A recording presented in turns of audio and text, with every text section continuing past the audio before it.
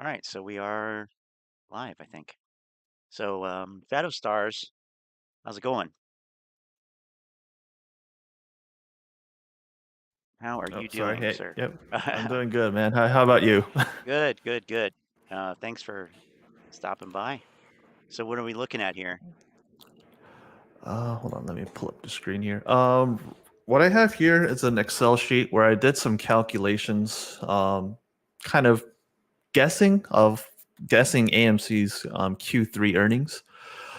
So Okay, this is a culmination of going through domestic box office gross numbers, going over that, going over various different sources of analyst estimates of what AMC's revenue is going to be. So basically, a culmination of that. So I've okay.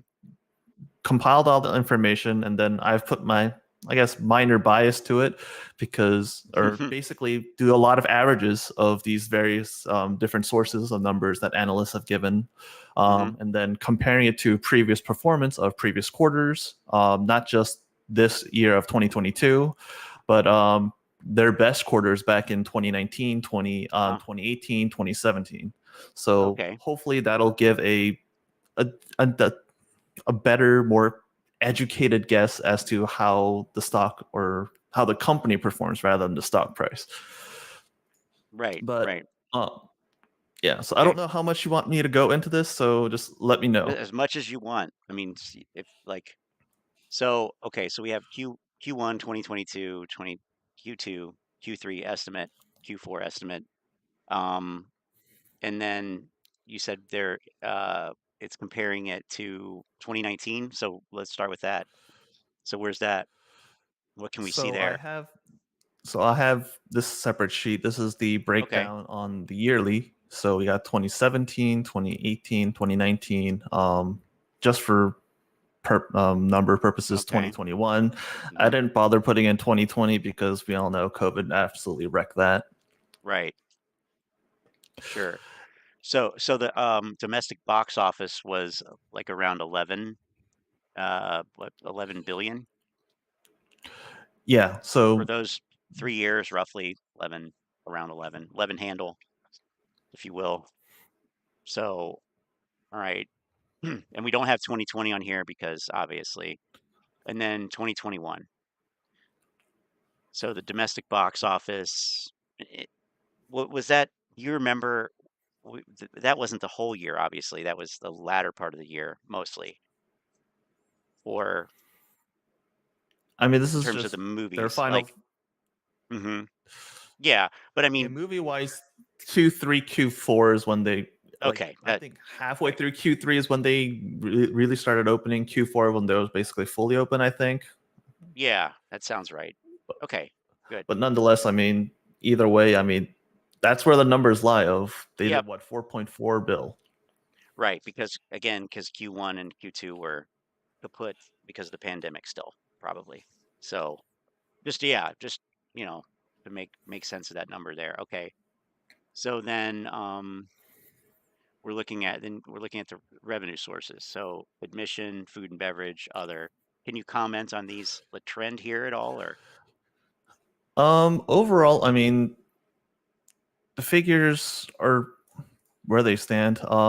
These mm-hmm. calculations, these percentages, is basically what percentage of their total revenue comes from admissions. So Uh-huh. if they Okay. did, was it what 5 million, roughly Mm-hmm. 63% was from admissions, 30% was food and beverage. Other AMC in their statements say, hey, gift cards and Mm-hmm. etc., like miscellaneous stuff. Right. Okay. But nonetheless, it seems to hover around that 62 range-ish, beverage around that Okay. 30, 31%. And we Food and noticed beverage. Yeah. 2021, yeah. Oh. 2021, you got that spike, that different spike, different change. You got that spike Mm-hmm. down to 55%. Obviously, because of the whole patrons, the type of people that are consuming, that are going to theaters changes. That mix has changed. So Mm-hmm. that's how I interpret the information that hey, admissions percentage went down from previous past 3 years, or average of past 3 years, down from about 60, 62 down to like 55 because of that. And people spending a bit more in beverage, I think that makes sense. Yeah, right. And And then this is same just thing straight down here. revenue. Just straight revenue. So we have yeah, expenses and yeah, coming up here. Okay, costs. Okay, great. Yeah, operating costs, same thing. We're doing calculation of film exhibition. Roughly how much is that in comparison to how much they've made through admissions? So that hovers around that 50-51% mark. Yeah. Once again, we got that dip down Okay, so hold for on a sec. 2020. These percentages here are not relative to the total operating cost, or Not to the operating costs, this is in regards to the actual admission. So for film the exhibition, revenue. So you're that's comparing cost to revenue the, there for yeah, those categories. Okay, okay, gotcha. yeah, Okay, yeah. all right. Beverage to, yeah, beverage to beverage. Okay, all right. So, So this all ties into what I did on the quarterly breakdown as to okay, how I think their operational costs will scale out on a quarter to quarter basis. And okay, so I had a breakdown on the yearly, and then basically I break it down again on quarterly, and then I use those estimates, a rough average, to do my guess of how they'll perform in quarter three and quarter four. okay. So these Q3 projections here, um, is that how did you arrive at that? Like, is it you just looked at the trend and sort of, or is there a calculation behind it, or So some of the operating costs, that these are calculations, the film exhibition costs, the food and beverage, mm-hmm, the overall operating expense, that one is based on previous trends. AMC isn't really shuttering down any more theaters. They're not really opening more theaters. So right? I'd guess that operating expense is about the same. Similar story for rent, their depreciation costs overall. So operating costs in general, I think you can kind of guesstimate as to what's going to happen. Yeah, Similar story in regards to their corporate borrowings, how much they're paying out in interest. So that's how I do the basic calculation of okay. what their net loss was going to be for the quarter. I gotcha. Okay, and so we can look at Q3 like operating cost for film exhibition, and it's lower than last quarter. And so is admission, and that, you know, is sensitive to the Q3 lull in film releases, I would imagine, for example.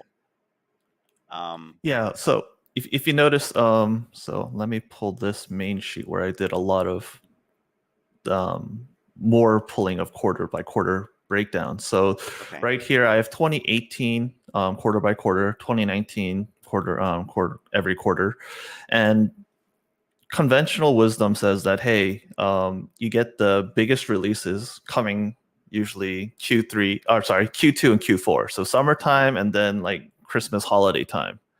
okay, And yeah, you'll notice that through their filings of hey, when is their attendance the highest? When are they making the most revenue?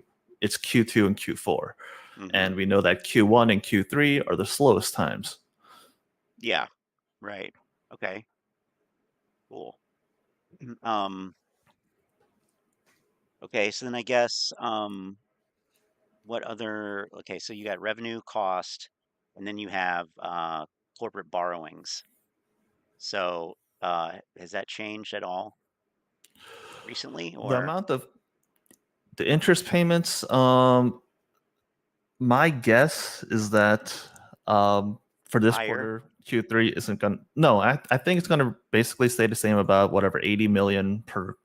But Q4, I would expect maybe that would uptick. Okay, Um, I need to look into how the repayment of how that new Odeon loan, yeah, because right. that was a doozy. Right. Actually, let me quickly pull that up Sure. while I'm Sure. here.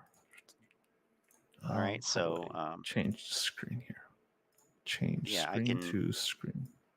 Yeah. Yep. There you go. Yeah, so this is the SEC filing. So Okay. AMC had upcoming payments of more than $500 million for their Odeon Cinemas group, so Okay. overseas.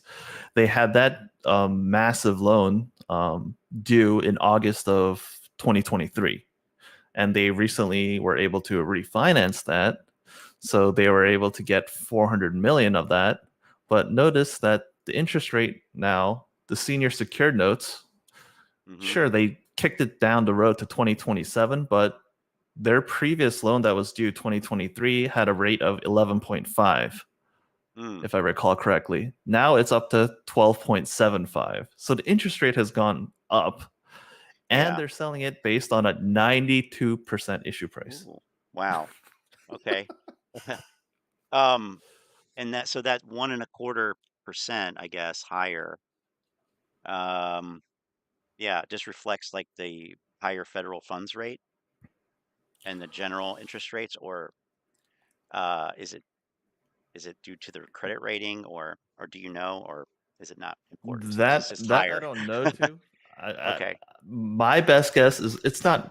I guess overall whole global economic situation of, hey, AMC is not looking very hot, so they Mm-hmm. wouldn't be willing to Yeah. give them another loan at the same Right. interest rate, So especially it's the since market overall, pricing a loan for AMC essentially.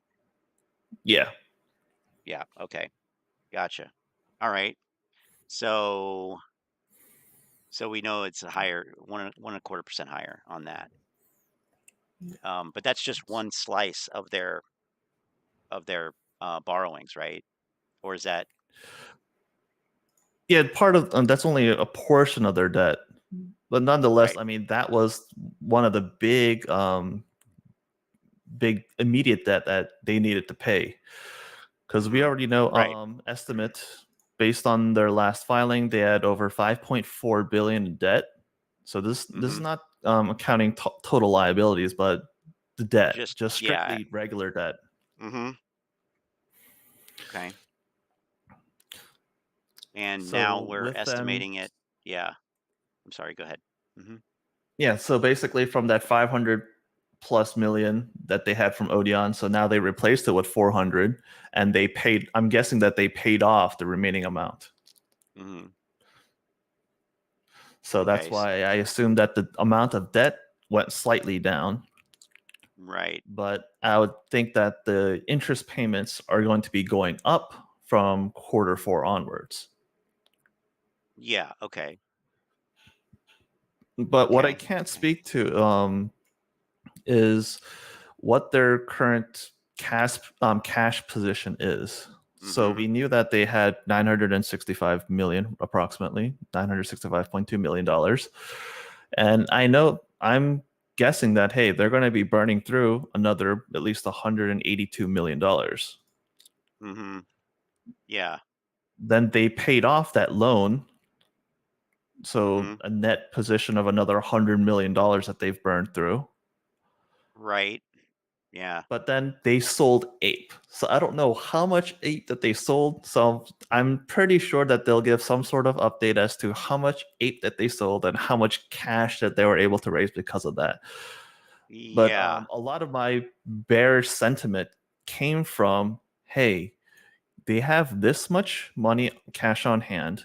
They had that Mm-hmm. 500 plus $1 million debt payment coming due in August of 2023, and they have covenants that require a minimum cash liquidity. I think total amount that AMC is required to have under their various debt covenants is roughly around $300 million cash on hand in total. Okay. So if they weren't able to refinance that Odeon debt, then they would have been pretty screwed, and dilution Yeah. would have been immediate. But Yeah. because they were able to refinance that, they bought themselves more time. But They nonetheless, Could you they're say that they still kicked the burning can money. down the road potentially? Would that be would that be appropriate to say? They kicked the can down the Yeah. road. Yeah. Right. Yeah, they kicked the can down the road, and I this is my conspiracy theory, I guess, tinfoil hat theory, is that hey, Adam Aaron as the CEO, he's kicking the can down as far as he can on like until he can retire. So he wants the company solvent until he Yeah. retires, so he can keep collecting his big fat bonus checks from AMC because his Sure. compensation is tied heavily to how obviously with any CEO, your Hmm. compensation is heavily tied to how the company performs and Right. basically certain company metrics. So Hmm. he's elevating the amount of cash that the company holds, even though it does very little to cut down its debt because it's Yeah. one of the Right. metrics based for his executive compensation. Hmm. Yeah.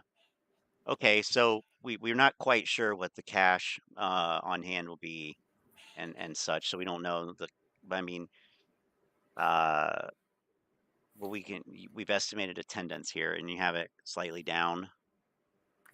Yeah. So this is basically also a culmination of based on how much revenue that they make. We have estimate also right here. Revenue per So patron, or yeah, revenue per patron, food and beverage per patron, ticket price, average ticket price. These are rough estimates and calculations that I'm using to help factor into how much revenue. Like everything's all kind of tied together in these yeah. calculations. Okay. Okay. And no change in outstanding shares. Um, Yeah, as far as I know, I don't think they've at most that they could have issued out was maybe like what another 40,000 I think shares. So yeah. I don't remember them doing any share offerings of the Yeah, I don't either. remaining. Okay, so So what I does it think all that's come going to out stay the to? same. What do we come out to when we settle up on it? 182 a net loss of 182 million, Yeah. which So my yeah, calculation. I'm saying negative EPS of about 35 cents, negative 35 cents EPS, mhm. Okay. and revenue calculating in about 973 million. And if you go to this is one of my favorite references. Hold on. God, this sharing screen thing is confusing as hell. Hold on. So screen one. Hold on. Oh, I already selected that. Yes, Is we're this okay? seeing So your this is screen. yeah, we're seeing this right now. Yeah. Not trying to Okay. shill anything, but I like this data source. If you guys can see Okay. it, Earnings Whisper. I like them to help consolidate a lot of information. Easy to go website that's free, that you can go to check Okay. numbers. So you'll It is see what free. their consensus is. Yeah, Yeah, we like you'll see what free. they're predicting, what the revenue is, what their EPS, what they consider, and then what the consensus of was it like 6 different sources that they gathered from their sources, what the Yeah. EPS is going to be. Okay. So my calculation is 35. So mine's a little bit more bearish than all of these, but the revenue I'm expecting to be higher than their estimates. So Hmm. Okay. nonetheless, I mean, they're all expecting negative EPS, so Yeah. we're all expecting them to lose money. Okay. And we haven't had any have we had any movie theaters report earnings for this quarter at all yet? Or are you are I in that forget. industry?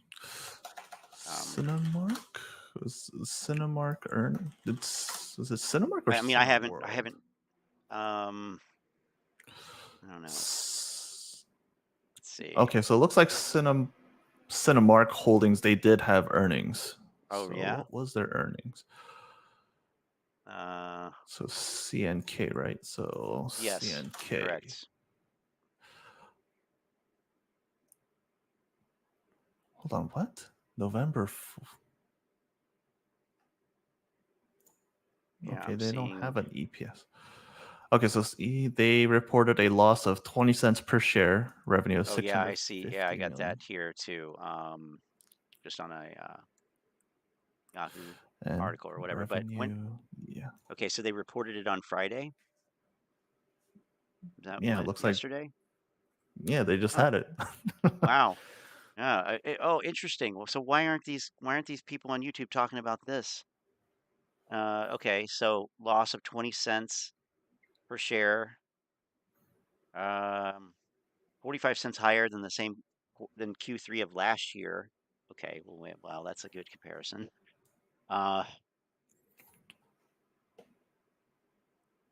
Losses of 14 cents per share were anticipated by the 11 analysts providing estimates. I'm just reading this article I have um, that's not being shown. But anyway, okay, so Cinemark came out with earnings that were worse than estimates, it appears. Is that what you're showing on Earning Whisper?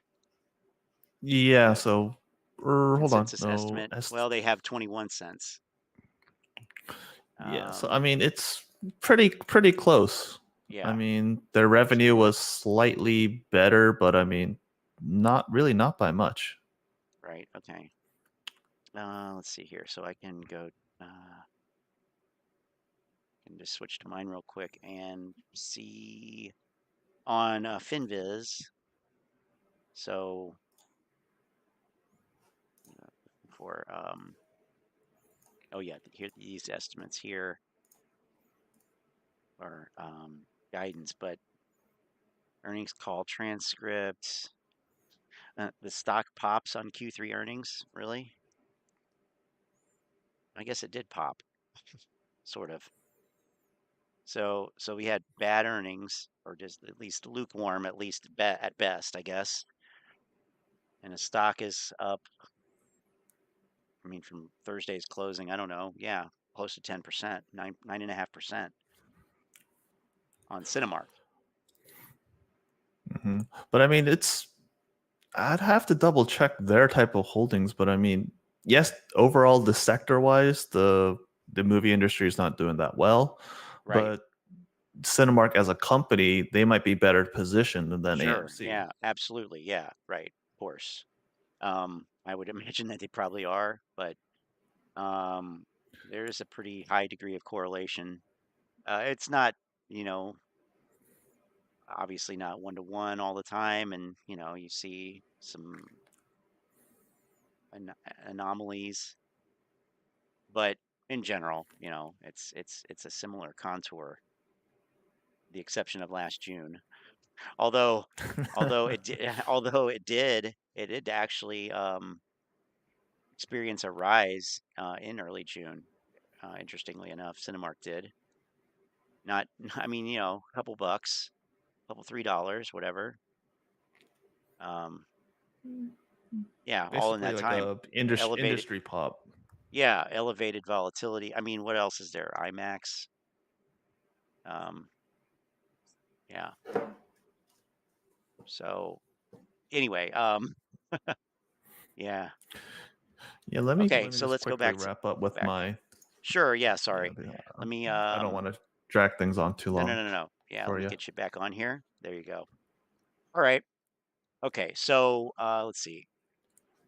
So we're looking at a loss on both and okay, going So, forward then. so yeah, so my thing is this. So Q3, we already basically we know that it. I don't think it's too crazy to think about what they're going to do numbers wise. But Q4 is more up in the air. So we got apes and all these other people cheering AMC. And they're Right. expecting, hey, we know Q3 going to be bad because Adam Aaron said Q3 wasn't going to be good. But you know what? Q4, we got Avatar, we got Wakanda, Yeah. and we got all these other movies coming out. So okay, so I did another estimate calculation. So so a lot of it is based on, hey, domestic box office wise, how good of a how good of a Q4 do they need to really, Mm-hmm. first of all, just a break even case. Yeah. Break even case, they need to do basically about 8.5 to 9% better than that they did Q2. So Q2, you had Uh, Top Gun, which is I think what like one of the best grossing movies ever, right? probably. Yeah. Yeah. Yeah. So Yep. they need to do 20%, or sorry, 8 to 9% better overall that Oh, quarter than Q2 wow. to just break. This is just to break even. Just to So just to according break to my even. calculation, yeah, their net Okay. earnings would be basically under 500,000. Oh, wow. Yeah.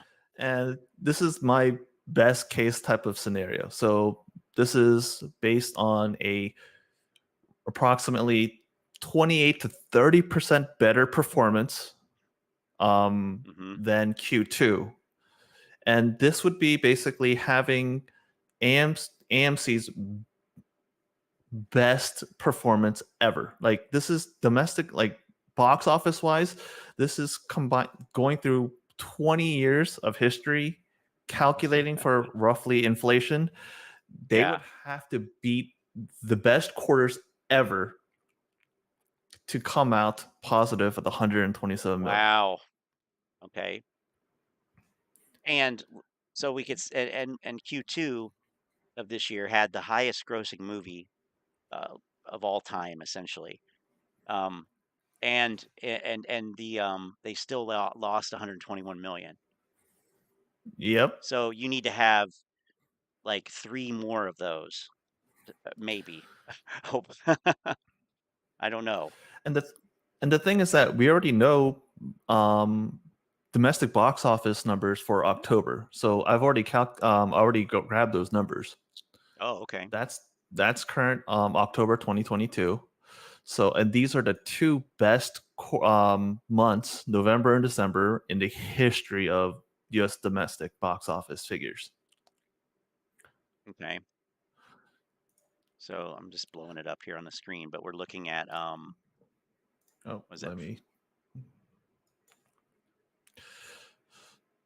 So this was October, November.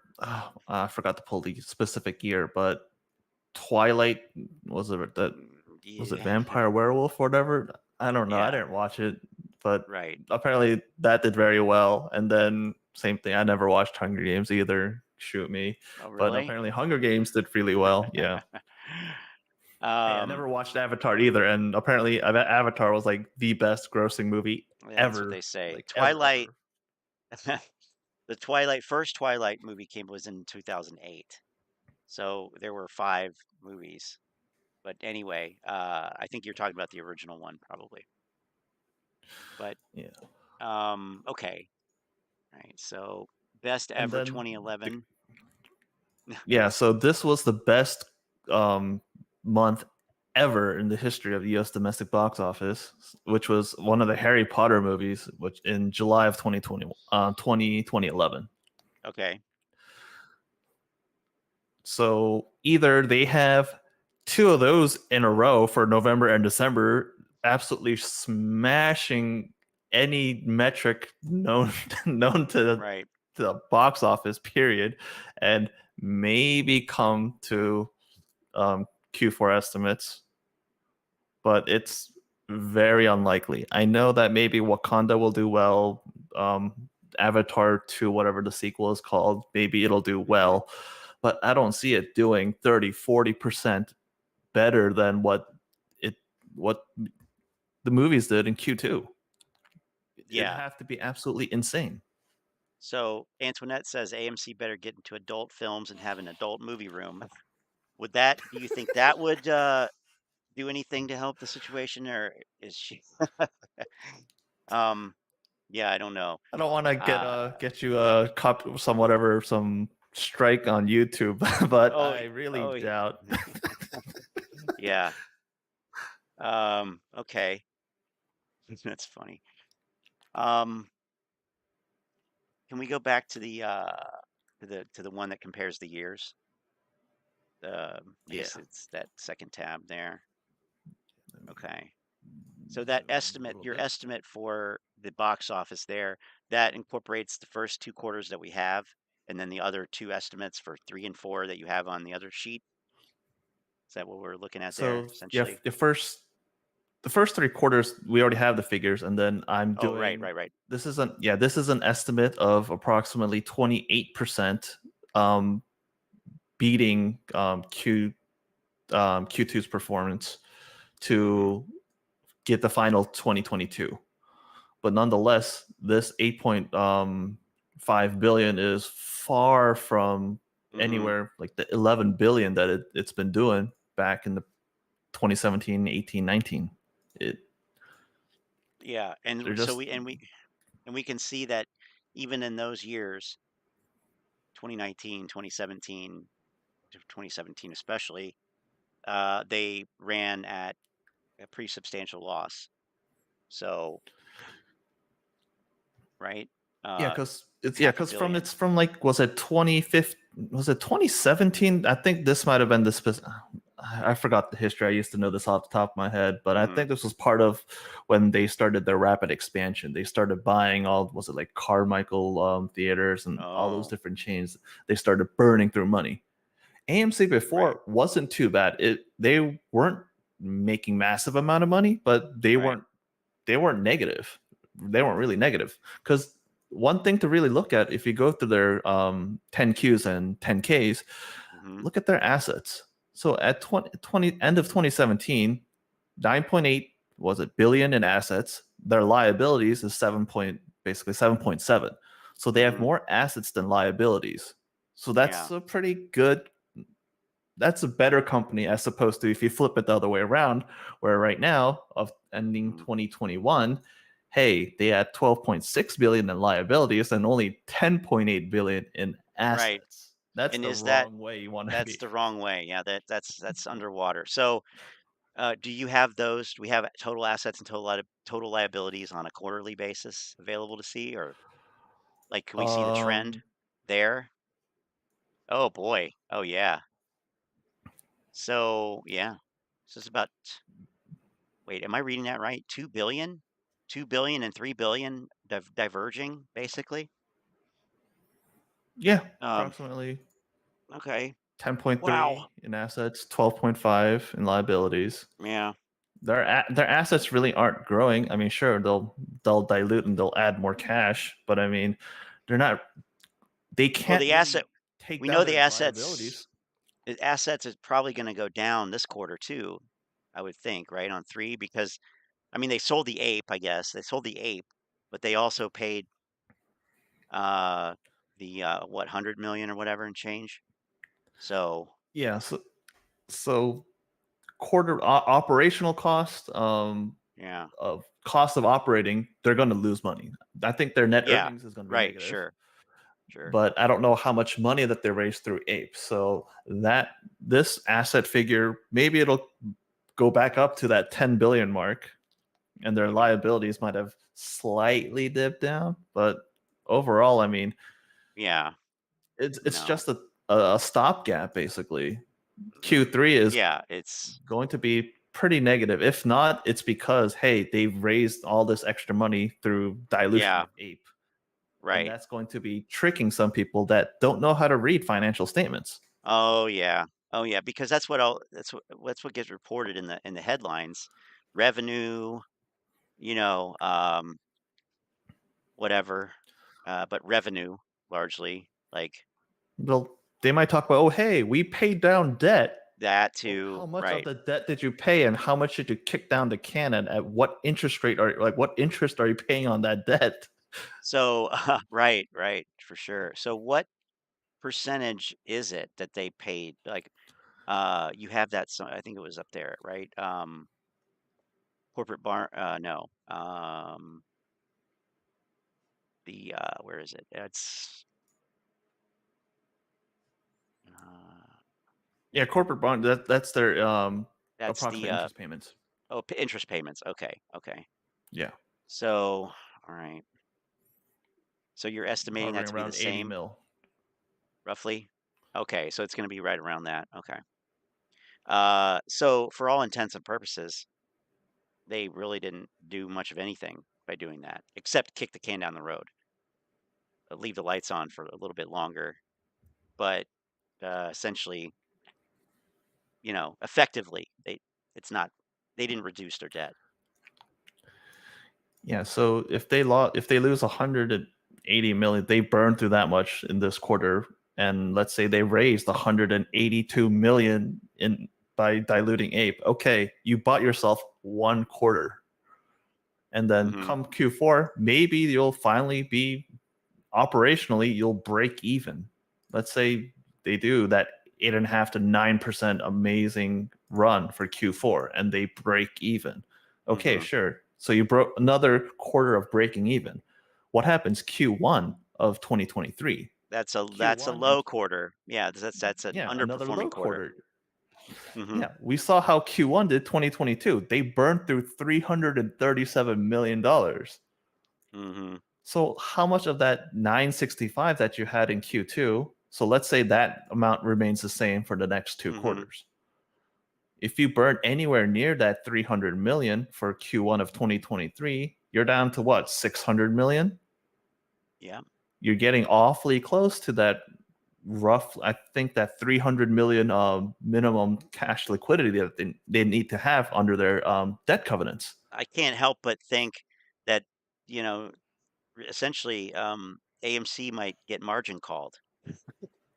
I mean, not really, but that's kind of like it's collateral. It's a minimum cash position. It's like to say, all right, yeah, we have this. It's security. We can keep. We can, um, and the apes. Yeah. It's just kind of funny. Yeah. So So yeah, let me just ask you this. Is the short thesis dead? hell no, the short thesis is it's going strong. Yeah, Unless stronger than ever. I'll, I'll I'll say if something changes the landscape, we know that, hey, let's take a look at the streaming services. So we know what Disney Plus, Hulu, Netflix, etc. We know Netflix absolutely got obliterated the last two quarters, but they Yeah. bounced back. They are Hmm. changing their what to more ad revenue supported what's some basic tier so that they're trying to gain back subscribers. So if Hmm. maybe the streaming landscape changes, so maybe that helps push theaters. I don't know. If that happens, maybe. If Q4 is amazing, maybe. But Hmm. those are a lot of assumptions, a lot of hopium. Oh, sure. Yeah. But if all those don't come into effect, then Well, this company is going to be filing for some sort of bankruptcy or reorganization, restructuring, yeah. sort of like what Bed Bath Beyond will be doing real soon. Hmm. Right. Um, let's see. And this is really factoring in like general recession fears for next year. Um, what's people or is unemployment going to be higher? Are people going to have less discretionary income for things like movies and date nights and things like that? Um, those are, I think, real concerns, not just, of course, with AMC, but as a consumer discretionary type thing. Um, and we Yeah, may the be overall seeing some of that economy in now, but general. yeah, right, Yeah, exactly. definitely true. Because we know that, hey, credit card debt, that's spiking. I think Yeah, we were just looking at recently that read earlier. something. It was like the Yep. highest. It's like the highest it's been Oh in yeah. God knows how long. Yep. I'll pull it up on Fred. But yeah, no, and so that's going to play into it for sure. Um,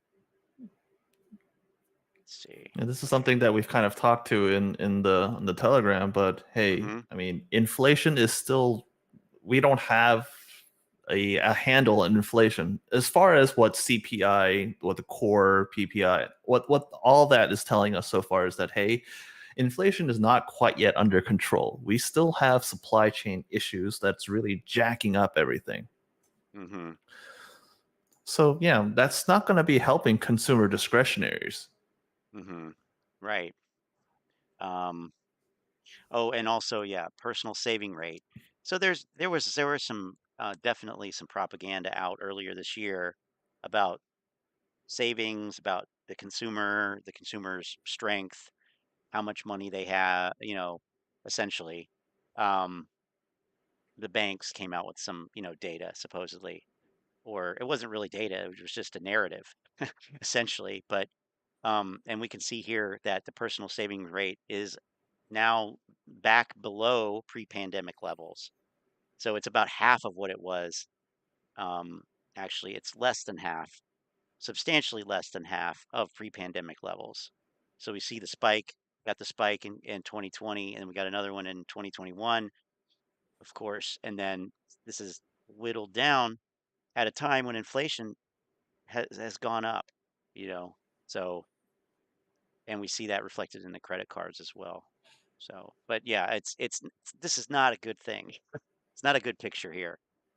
Um, for consumer discretionary and certainly for AMC. So, yeah.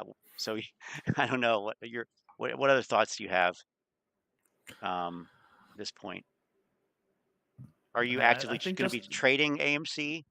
Like, is it a good short trade? Yeah, I know you're an options trader, so um, yeah. playing So both sides of it I there. guess disclaimer. I guess let's disclaimer that I've been actively playing AMC puts.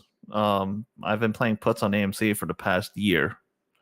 Yeah. And I've made money on basically every single trade, I think minus one. So out of 30 different options trades the past year, I've only lost like once, I believe, Wow. on options.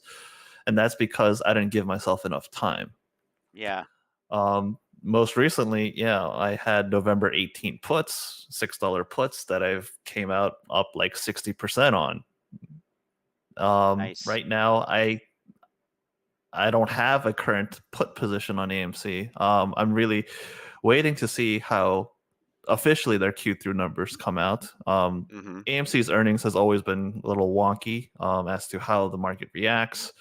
Sure. But after that, waiting for the IV crush, the volatility to kind of calm down, then Yeah. I'm pretty sure I'll be going back into AMC puts. I mean, I don't see the short. I'm not actively shorting it by Right. buying shares, Right. but I'm buying put contracts on AMC because I don't see their road to profitability yet.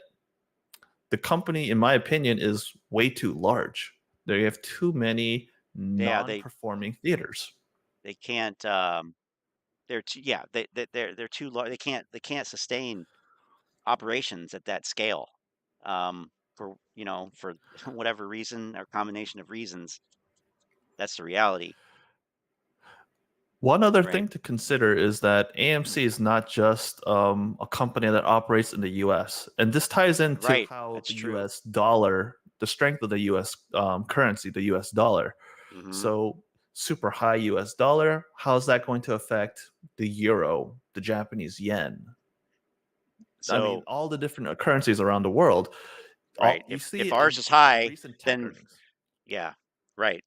So if our This, currency is strong, then on the other side of that, you have weak current foreign currencies.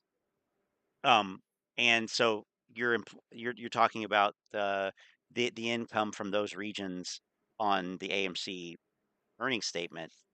The purchasing power of that foreign currency in relation to our dollar at a time when it's at a high rate, essentially yeah, exchange rate. I don't have the exact number off the top of my head, but last I Right. recall, AMC approximately 40% of their revenue is from overseas, from internationally. Yeah. So a strong US dollar, that's going to affect them too. I mean, Uh-huh. you can look at earnings from a lot of the big tech companies that just recently reported. Look at Mhm. Microsoft, look at Google, look at Apple, look at how they got obliterated, and look at their earnings calls. Listen to them, read the transcripts, and they all talk about, hey, the strong US dollar and how it's affecting their revenue. Right. Yeah, AMC is absolutely. not some magic company where they're not affected. They're It's affected not too. they're not So that's immune going to to hurt it, them. right? I've got a May, quick question yeah, on right. YouTube.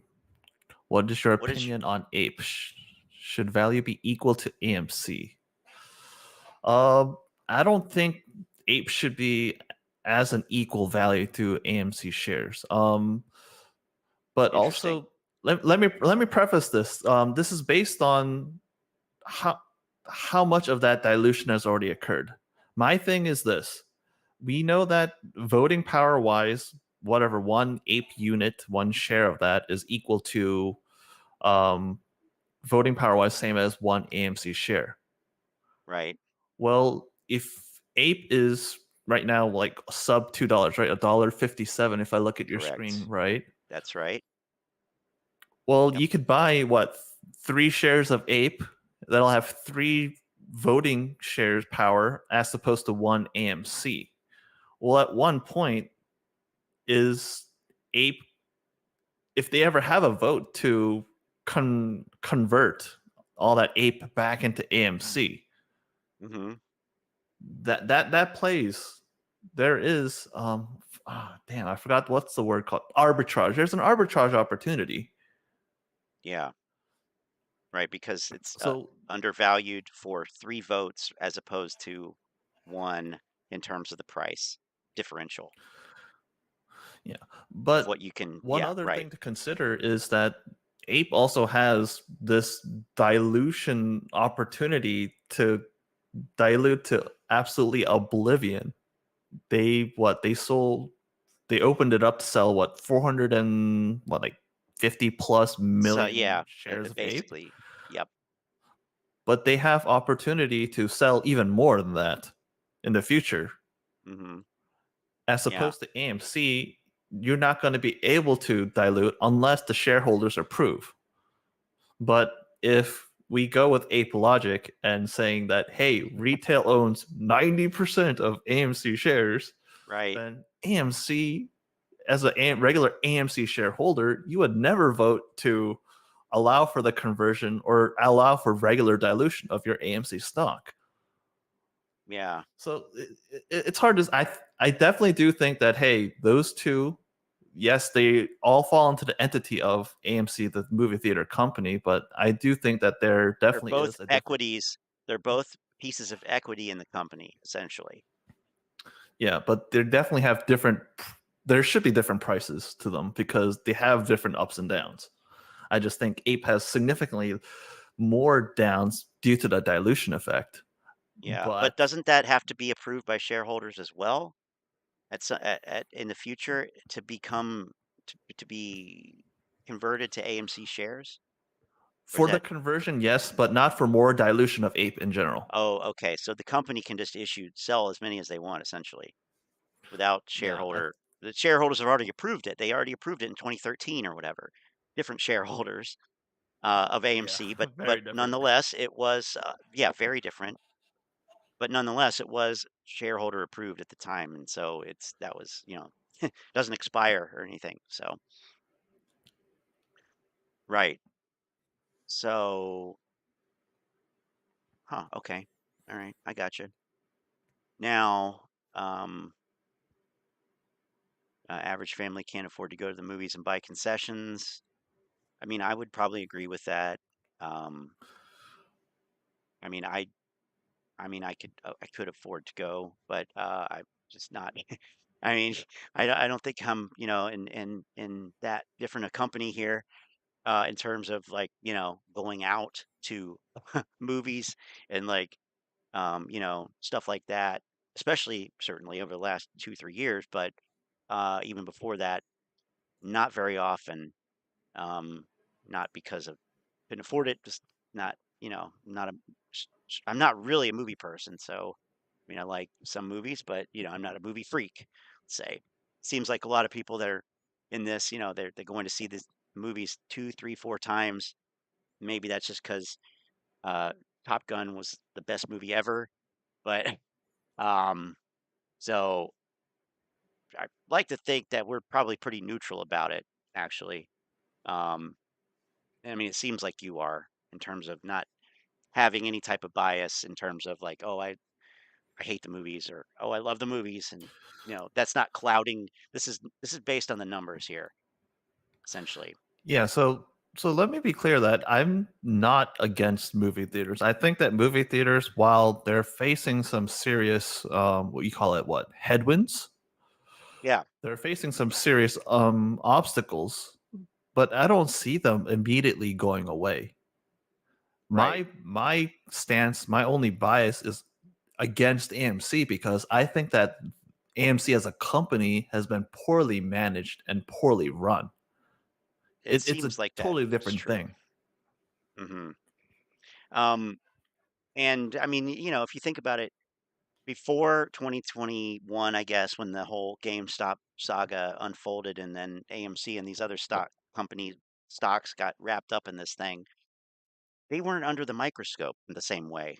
You know, uh, they didn't have potentially millions of retail shareholders that were, albeit uninformed, largely, that were interested enough to be thinking about looking at, all these types of things. Not saying that they necessarily were getting away with fraud, so to speak, but uh, it's not surprising that things could become mismanaged, and you can look back now and see it. There's a lot more people looking at it now. I'm not saying that anybody's noticing it, but I mean, you are. So, um, I don't know if you have any thoughts on that, but it seems like there are a lot more eyes on this now. I mean, even if you think about 2020, Adam Aaron increasing his compensation that year, um, kind of bizarre or, greedy or, something. Seems self-serving in terms I of, mean, hey, you know, he's a guy that has a job. I'm sure he wants to make a lot of money, and sure, unfortunately, he's not really earning his money by helping the company grow. It's rather right. basically taking money from all these misinformed and clueless Man. retail investors that joined. Probably most of them probably joined because of the whole meme stock craze when Oh, yeah. GME rocketed, and Hmm. basically he's taking all that money, part of that money, and for himself. That's why you'll see that. Hey, look at AMC insiders, all those executives. How many have bought shares in the Oh, last yeah. 3 years? How many have they? Well, How many you has can look bought? at you can look at Finviz is good for that kind of stuff. Um, I mean, these are all sales and option exercises. And this is from, I don't know, November of last year through today.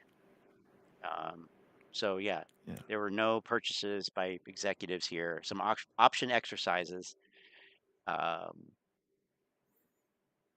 and yeah, A that's lot of them were that's like about it. tax purposes and stuff, but nonetheless, Right. they're none of them are buying shares within their company. Yeah. Yeah. Sure, you don't have to buy shares into a company for it to be bullish or I'm anything, kind of but surprised that, if yeah, that he didn't do it symbolically. Like, hey, you know what? I'm right there along with retail investors. I care about this company. I'm gonna put, you know, some of my own money, on the line here because I believe in it that much, kind of thing. But I guess he doesn't.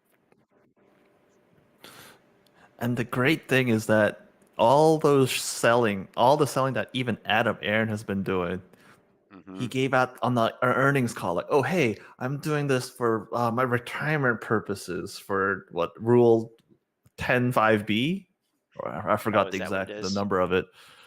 Yeah, Okay. 105B or 105B, whatever it's called, the Yeah. estate planning, basically. But he gives that nice little caveat, like, "Hey, I'm not selling because I don't believe in a company. It's because you know what, Right. I'm retirement planning."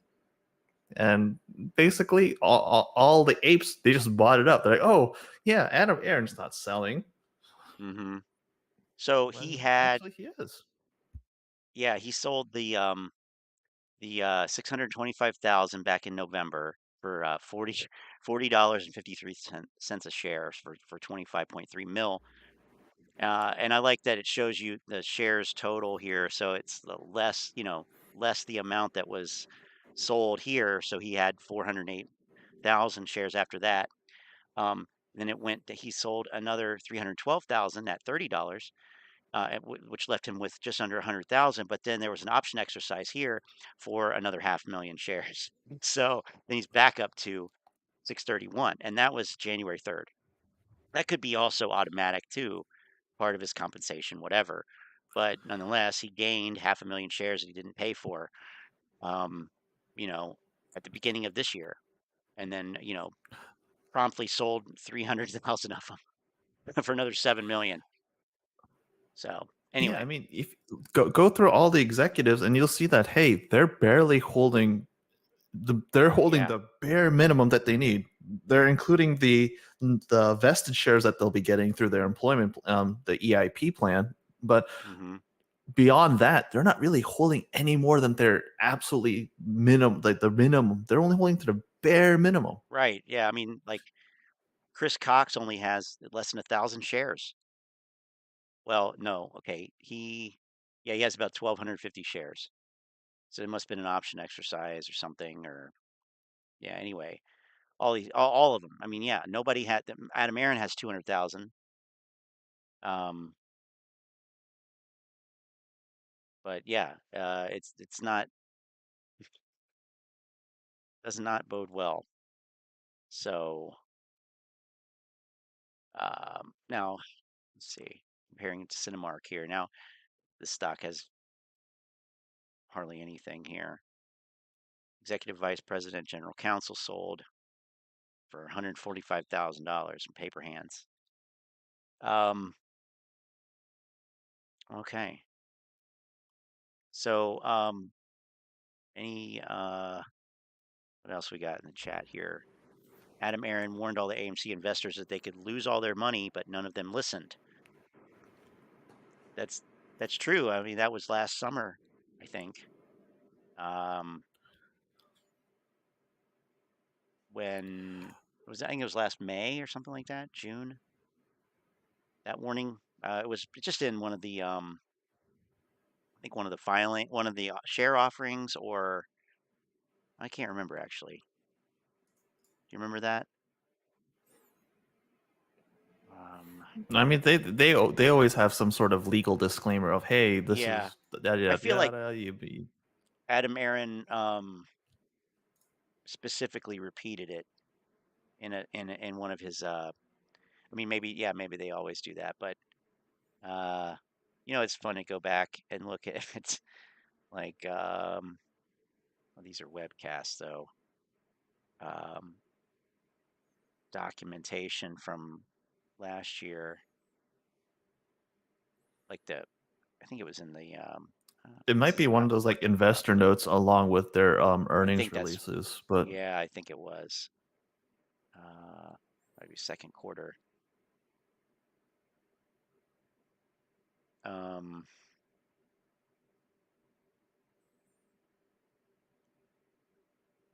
I mean, I mean, obviously in the forward-looking statements, but it was outside of that section. Um, I think maybe it was when maybe it was earlier in the year than that, and they Mudrick Capital thing or something like that. Anyway, um, or one final thing Wanda. before I Yeah, get no, go ahead. Yeah, go ahead. besides earnings that I forgot to touch upon is you can also look at AMC and their corporate bonds. Oh, Look, you can pull up a lot of their different corporate bonds and look at what they're trading at, what their value is. okay. So I've never really looked at these, but can you get these on TradingView, I've or never where would looked you? them through. All you really just type in on Google like AMC bonds, and you can pull up Okay, all sorts of different bonds. yeah, So you can even pull up the second link, or where'd it go? this one here, C bonds. Oh, that's foreign. Yeah, Business Insider link, or yeah, Business Insider link. I okay, mean, any of them really. I mean, you pull up any of those bonds, look at what they're trading at. yeah, 78. Uh, and ideally it would be close to 100, right? That's what it should Yeah, be. Issue 78 cents on price the is 100, dollar. right? If your company is doing so well, why Yeah, why are your bonds trading at a discount? right. For any of your debt that you have, what is the interest rate that's being paid? What's the yield on them? the higher the yield on any sort of debt, it means that, Mm, hey, it's a lot riskier. The less right. risky it is, the less interest you get paid on it. AMC, the yield and the interest rates on their bonds and debt is mega high. What? Well, the market doesn't fraudulently say, "Oh, hey, we're gonna short this company." Right. Oh, no, it's based on how the company performs, if That's it's what, making money yeah, or if it's losing money. right. Yeah, the narrative says that it's because they are in trouble, they've over leveraged themselves, and somehow this has managed to go on for over a year. That it's not about, the valuation, it's not about the fundamental value. It's just because they have big, egos, and they can't they can't, stand losing and all this kind of crap. That's not how the market works, is it?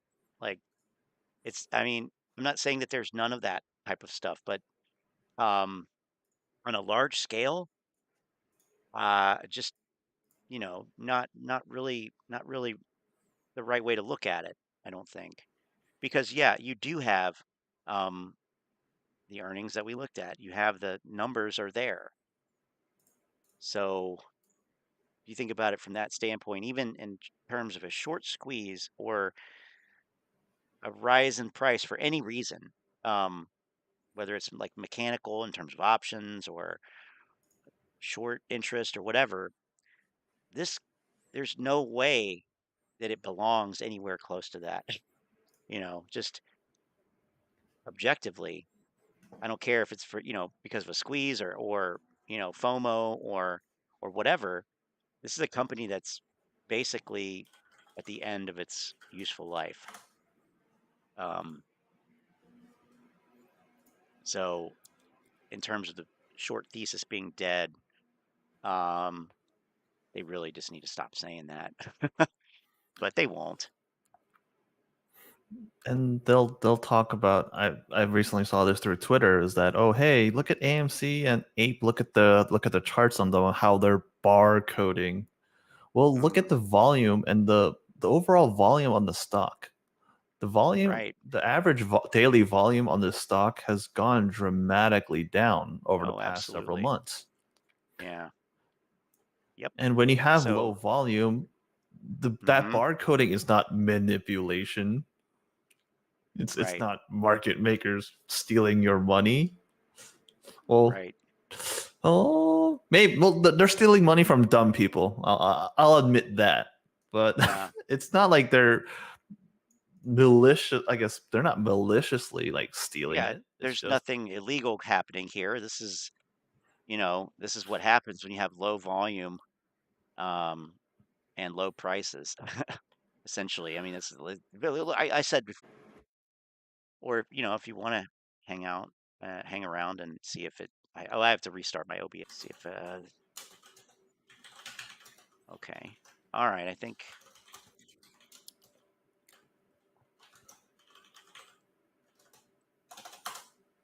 Okay. It should be back now. Actually, I think so. I think it's back now. So yep. There we go. let's. Yep, I see Okay. it. Okay. I don't know what happened. I don't know what happened. Oh, it could be OBS sync issues. Yeah. Um. So anyway. Um. What are your final thoughts on the AMC earnings, AMC short thesis going forward, or advice? Any final thoughts? Final thoughts. Short thesis most definitely is not dead. AMC is still going to be losing money. I don't really believe in any big catalyst coming in. I don't believe on any of that nonsense that was it is the phase 6 or T plus 35, T plus 90, T plus whatever. I don't Right. believe any of that stuff, nor all those ridiculous, thinking that they'll be able to unveil the FTDs from the Freedom of Information Act requests that have been Oh, getting Jesus. denied. Like, none of this is market manipulation. This is just how markets are reacting to a company that's doing poorly. Hmm. Um, Right. Yep. but to speak just on the earnings side, I think that, hey, some of the estimates that are coming out, I think that AMC, technically it might. I'm very bearish on it. I think my numbers show a very bearish point, but maybe they do have a surprise. I mean, analysts Mm, aren't always right. I could most true. definitely be wrong. So there could be a analyst, an EPS or maybe a revenue beat, but Hmm. that doesn't change the overall thought of the company is not doing well. They have a Right. mountain of debt. They have no cash flow to support the company's operation. All they're doing is they're diluting the hell out of the company, holding on to that cash, and they're using that cash to just keep on paying those interest payments. And Right. it's just Which does stupid retail nothing. that's just Hmm. it's just retail that just literally just opening up their pocketbooks and just giving AA and AMC money like, oh hey, here you go, here you go, here you go. You're Right. giving them their salary. I'm like, And why are you burning? You're burning your money without is it any of the enjoyment. right? Is it surprising though that a group of people that would do that um would also buy, yeah, they don't understand that because they don't understand money at all, it doesn't seem like, but it just seems fitting though, like, and I I don't know. All I ever do is I search kind for of AMC on here, and like the only shit on here is super bullish. Now, we know that nothing is ever like that. Like it's not realistic just from that perspective. Like the it can't all be like good for the short squeeze thesis or whatever. It can't all be super bullish. But there's like hardly anything that comes up in these results, and not even my videos or streams mostly. Most of the time they don't. Um, I wonder if you have any thoughts on that before we wrap up here in terms of the social media influence on, in particular, YouTube. Um, these grifters.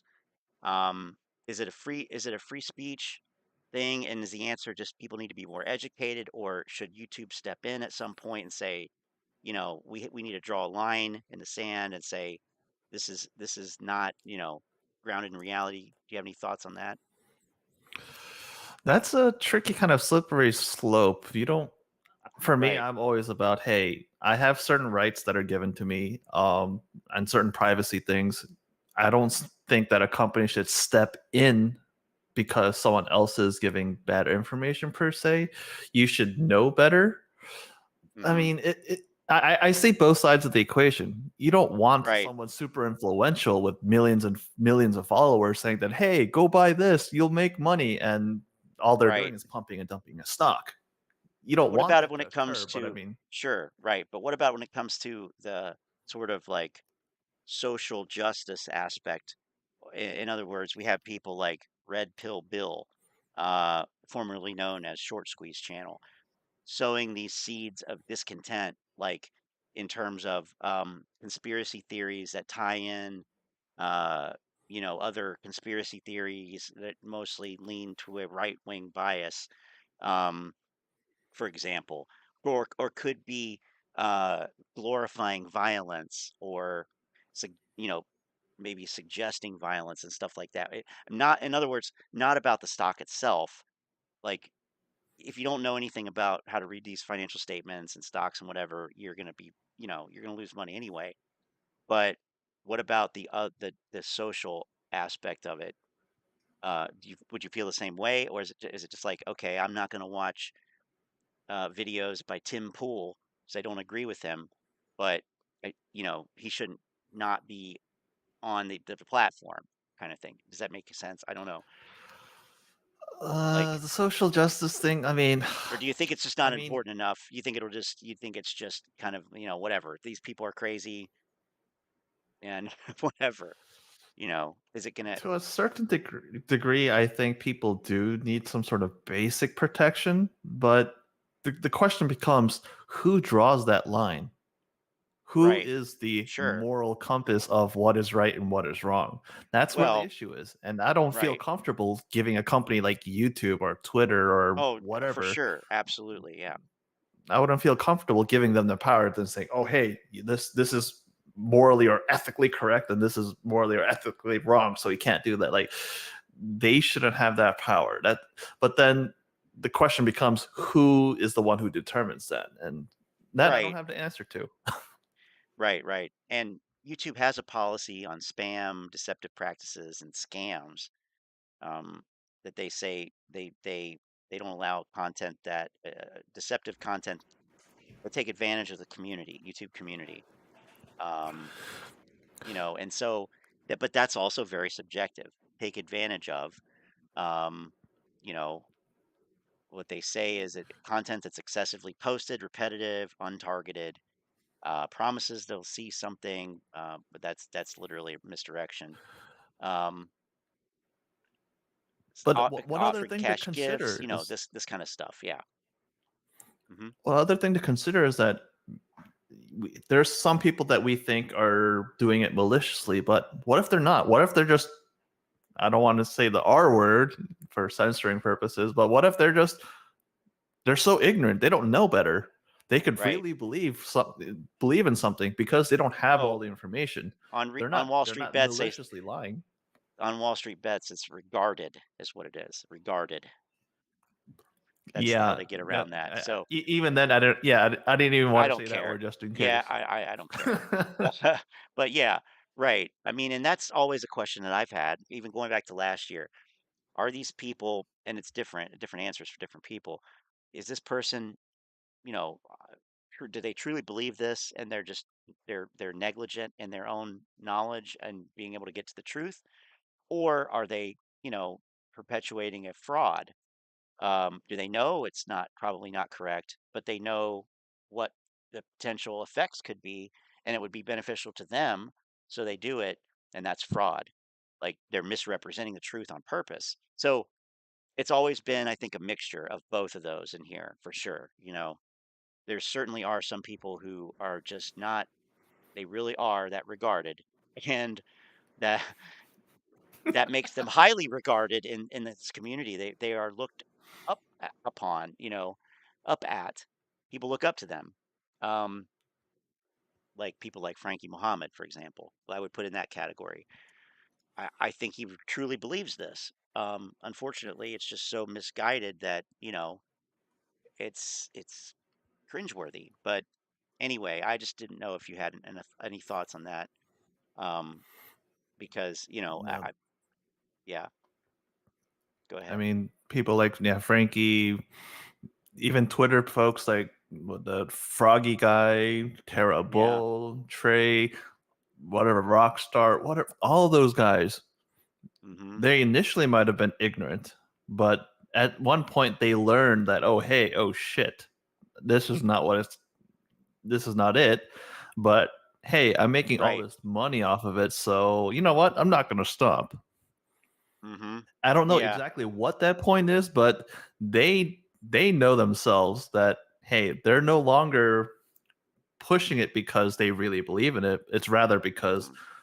all the money that they can make off of it. And we And a saw lot of the that people shift. they jumped on the bandwagon with Oh Masked yeah. Investor, Review Dork, and Oh yeah. All these God knows how guys. many Yep. other people. And there's still new ones coming on now. That's the thing. It's like that's crazy. Like there are, and there are new people buying into AMC stock too. Like people that are, I apparently just now becoming aware of it. And it's like, okay, we need to talk about greater fool theory, I guess. But um, it's one thing to hold on for a year and a half, 2 years, in something that's clearly, basically like an initial impulsive move, like, and then, these like sort of after trimmer shocks, whatever you want to call it afterwards, but they're always lower. I mean, this is the move here. This was it. This was it. Um, that's it. And, the conditions that were allowed that to happen are completely different. We talk about that every day over in the basically in the finance chat, macro topics. That's the environment that these things happen in, and you know that environment's totally different. Um, that's not even so much about the stock market, although it is, but it's also just kind of common sense and knowing how things are interconnected, and the overall kind of sentiment and uh, mood, or whatever. How's the economy doing? Um, anyway, all right. So yeah, any final thoughts before we part ways for now? No, I think Appreciate you coming bas- on the channel and going through this stuff. no, thanks for having me. And hopefully people that are on here that they've learned something that they didn't before. If there's even one person that's realized, oh hey, I need to stop back holding this position. Maybe Yeah, that they'll take this knowledge and they'll finally learn, hey, I've been being ripped off by all these goddamn grifters. I've been fooled right. into believing into this shit company by this masterful PR play that by their CEO Adam Aaron. Like, I'll give him this. Like, he might not be the best businessman, but fuck, his PR, his spin, like, uh, absolutely brilliant. His marketing has been brilliant. Yeah, yeah, for sure. Um, and yeah, free NFTs. I mean, AMC probably did a better job with riding the NFT wave than GameStop, um, in my opinion. Like, did you see that their NFT marketplace is actually live now? It's finally live. Like in I don't know. It's like uh, I saw the th- press release. there's a major GME supporter.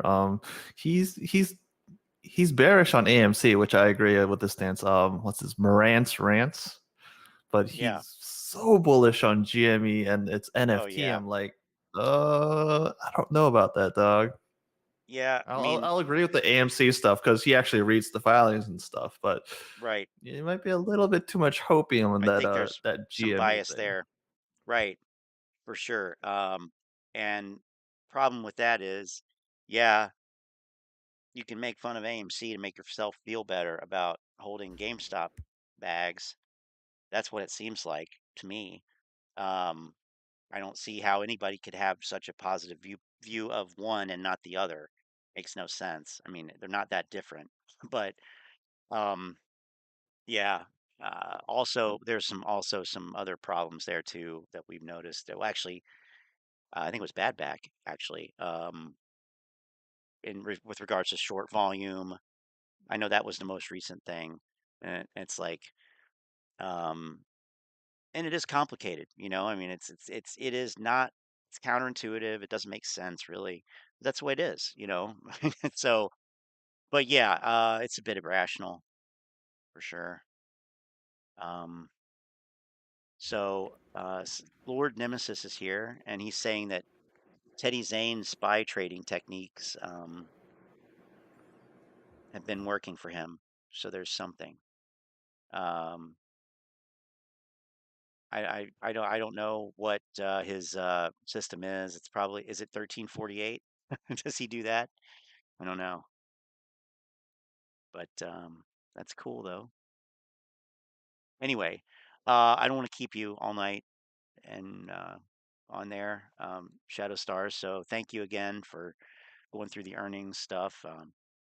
We'll see what happens Tuesday, and maybe we can uh, reconvene after that sometime after we have a couple days to digest it and see how your projections did, how they held up, and just generally take a look at what the actual reported earnings will be if you're interested. Yeah, I'm definitely down to do that. Either I'll eat Okay. a crap ton of crow from all these apes, or I'll be right and I'll just be laughing in their faces. But nonetheless, I'm still making money off of AMC by Yeah. going bear on it. So I don't care as long as Doesn't. I make Yep. money. Like, and I'm not That's it. maliciously or tricking people. Like, I'm making money by knowing how understanding how the market works. So Right. as long as Yep. that happens, I'm good. That's awesome. So that's the idea, you know. I mean, it's crazy that we have to say that, but that is the idea, is to have a higher balance at the end of the day, at the end of the week, at the end of the month, than you started with. So some of us can say that, I guess. But anyway, have a good night, and we'll catch you in the chat and around. Yep. Thanks for having me. See you Sure. later. Take care. Okay, so um, now we're going to shift gears here a little bit. So I know, see, we're talking about the uh, free speech issue on on YouTube, um, and this would actually be a private, uh, well, publicly traded, for-profit corporation that would be enacting the rule. There, it's well within their rights to do that. They can moderate whatever content they want, as long as it doesn't affect a protected class, from what I understand. I'm not a lawyer, so not legal advice, obviously, 'cause there's no advice. But and I'm not saying that I think that should happen, but also it seems to me that there's a problem that when when you search for this, the only thing you get is this. Um, Now their goal is to make money, so that's what they do. They make money. They're not in the business of, preventing people from becoming misinformed. So I understand that too. But it doesn't reflect, let me just say this, it doesn't reflect well on anybody here. And certainly it doesn't reflect well on this guy, that this is what, you know, you get online, is all this ridiculous content. So let's look at some of it. I love it. So, but I'm hoping that they don't ban it, because that will take away our, well, not really making too much money on this, but um, better with it. Just like Twitter might have been better with Trump, maybe, maybe. This is not financial advice. It's not legal advice, for entertainment, educational purposes only, and everything I say is my opinion. Please don't make any financial decision based on anything I say in these videos. That being said, hit the like button, subscribe button, all that YouTube algorithm stuff. You get the videos, I put them out, see what I'm thinking, see how I'm analyzing that data. But like I tell y'all every day, the data released us is false. They want to mess with us psychologically to get us to sell our shares for a lot less than they're worth. Listen, I was just having a conversation with some buddies of mine. They're also AMC investors. They have AMC, they have GME, and they've been in this play, about as long as me. And you know what we were discussing? With all the FUD, all the shills, and everything they're trying to do to get us to sell, they are really, really in trouble. Because here's the thing. There's no, theoretically, as me and my buddies were discussing, theoretically, there is no limit to how high AMC can go. If they bought the stock, if they borrowed the stock rather at $10. I mean, that's all you need right there. It's all you need. So Donnie just discovered, infinite losses on shorting. Okay. This was last year. Last year, people were saying that. Last year people were saying that it's an infinite loss potential. Right. Well, that's true. But I mean, what is the basis for that to happen? I mean, I'm not quite sure about this here either. So time is officially running out for our not so beloved AMC. The revenge play that I myself am putting on full force against the popcorn slug himself is coming to a close November 8th. The earnings is upon us. We have a couple of days here to prepare ourselves and get ready for one way or another. Is this shit gonna rip to my expected $8 to $12 price targets? Or is it going to be a dud and fall short? Or better yet, will it rip past it? Let's try to figure it all out. Either way, I am coming for his blood. It is pure fury and revenge. I am not stopping until I milk every single dollar out of this play and do my part in helping my people trapped in here get the hell out if I can. All right? If you guys don't mind hitting the thumbs up down below and subscribing to the channel if you're new here, I would greatly appreciate it. So AMC, what is about to go down? Are we going to have that rip? Well, let me tell you this. If you've been following the channel and my sure doesn't sound like path against the slug face, you know that I originally had 10,000 shares. I believe it was like about a week ago now. Time's been flying so fast, I'm losing track. But when it hit 724, I was like, all right. I was raising a stop loss. It got as high as about 680. I left it alone, and then it got triggered. So those 10,000 shares are out. Thankfully, I had that in place because lo and behold, this had a dump all the way down just yesterday as low as $5.42. So just imagine if I sat there and held on to that. This is what I'm talking about. All the illegal shit going on with AMC and the fact that Popcorn himself doesn't even give a shit about his fucking shareholders and their money.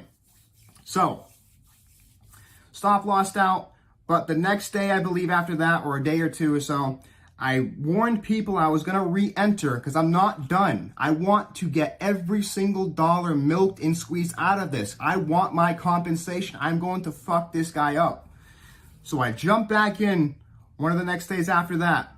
I warned people I was coming in either in the aftermarket or the pre-market. Boom, I got in at about 8 o'clock in the morning. The price literally spiked right as soon as I bought in. It went, this is hilarious. I bought in at $5.70. It spiked to $6.05.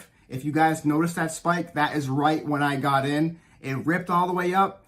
I was like, am I going to trust that this is not going to get shorted down by the market opening or people are going to sell off here? No, I don't have faith. So I exited that position just to spank Popcorn again for doing that to us the other day. I'm like, no, that's a big no. I'm taking my profit there. However, I don't want to keep scalping this, especially now given how close we are to this particular day. So I made that profit, right? But now what I'm going to do, since it came as low as $5.42, it's like at $5.55 it closed in the after hours yesterday. Holy shit, it came that low. Which tells me the hedge funds, the naked short sellers. So, let's see.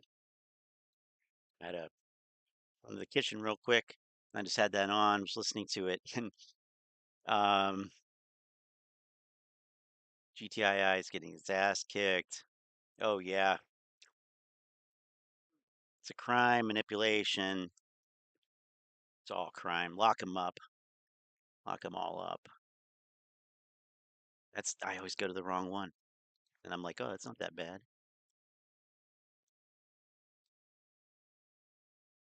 It kind of looks like the AMC cycle.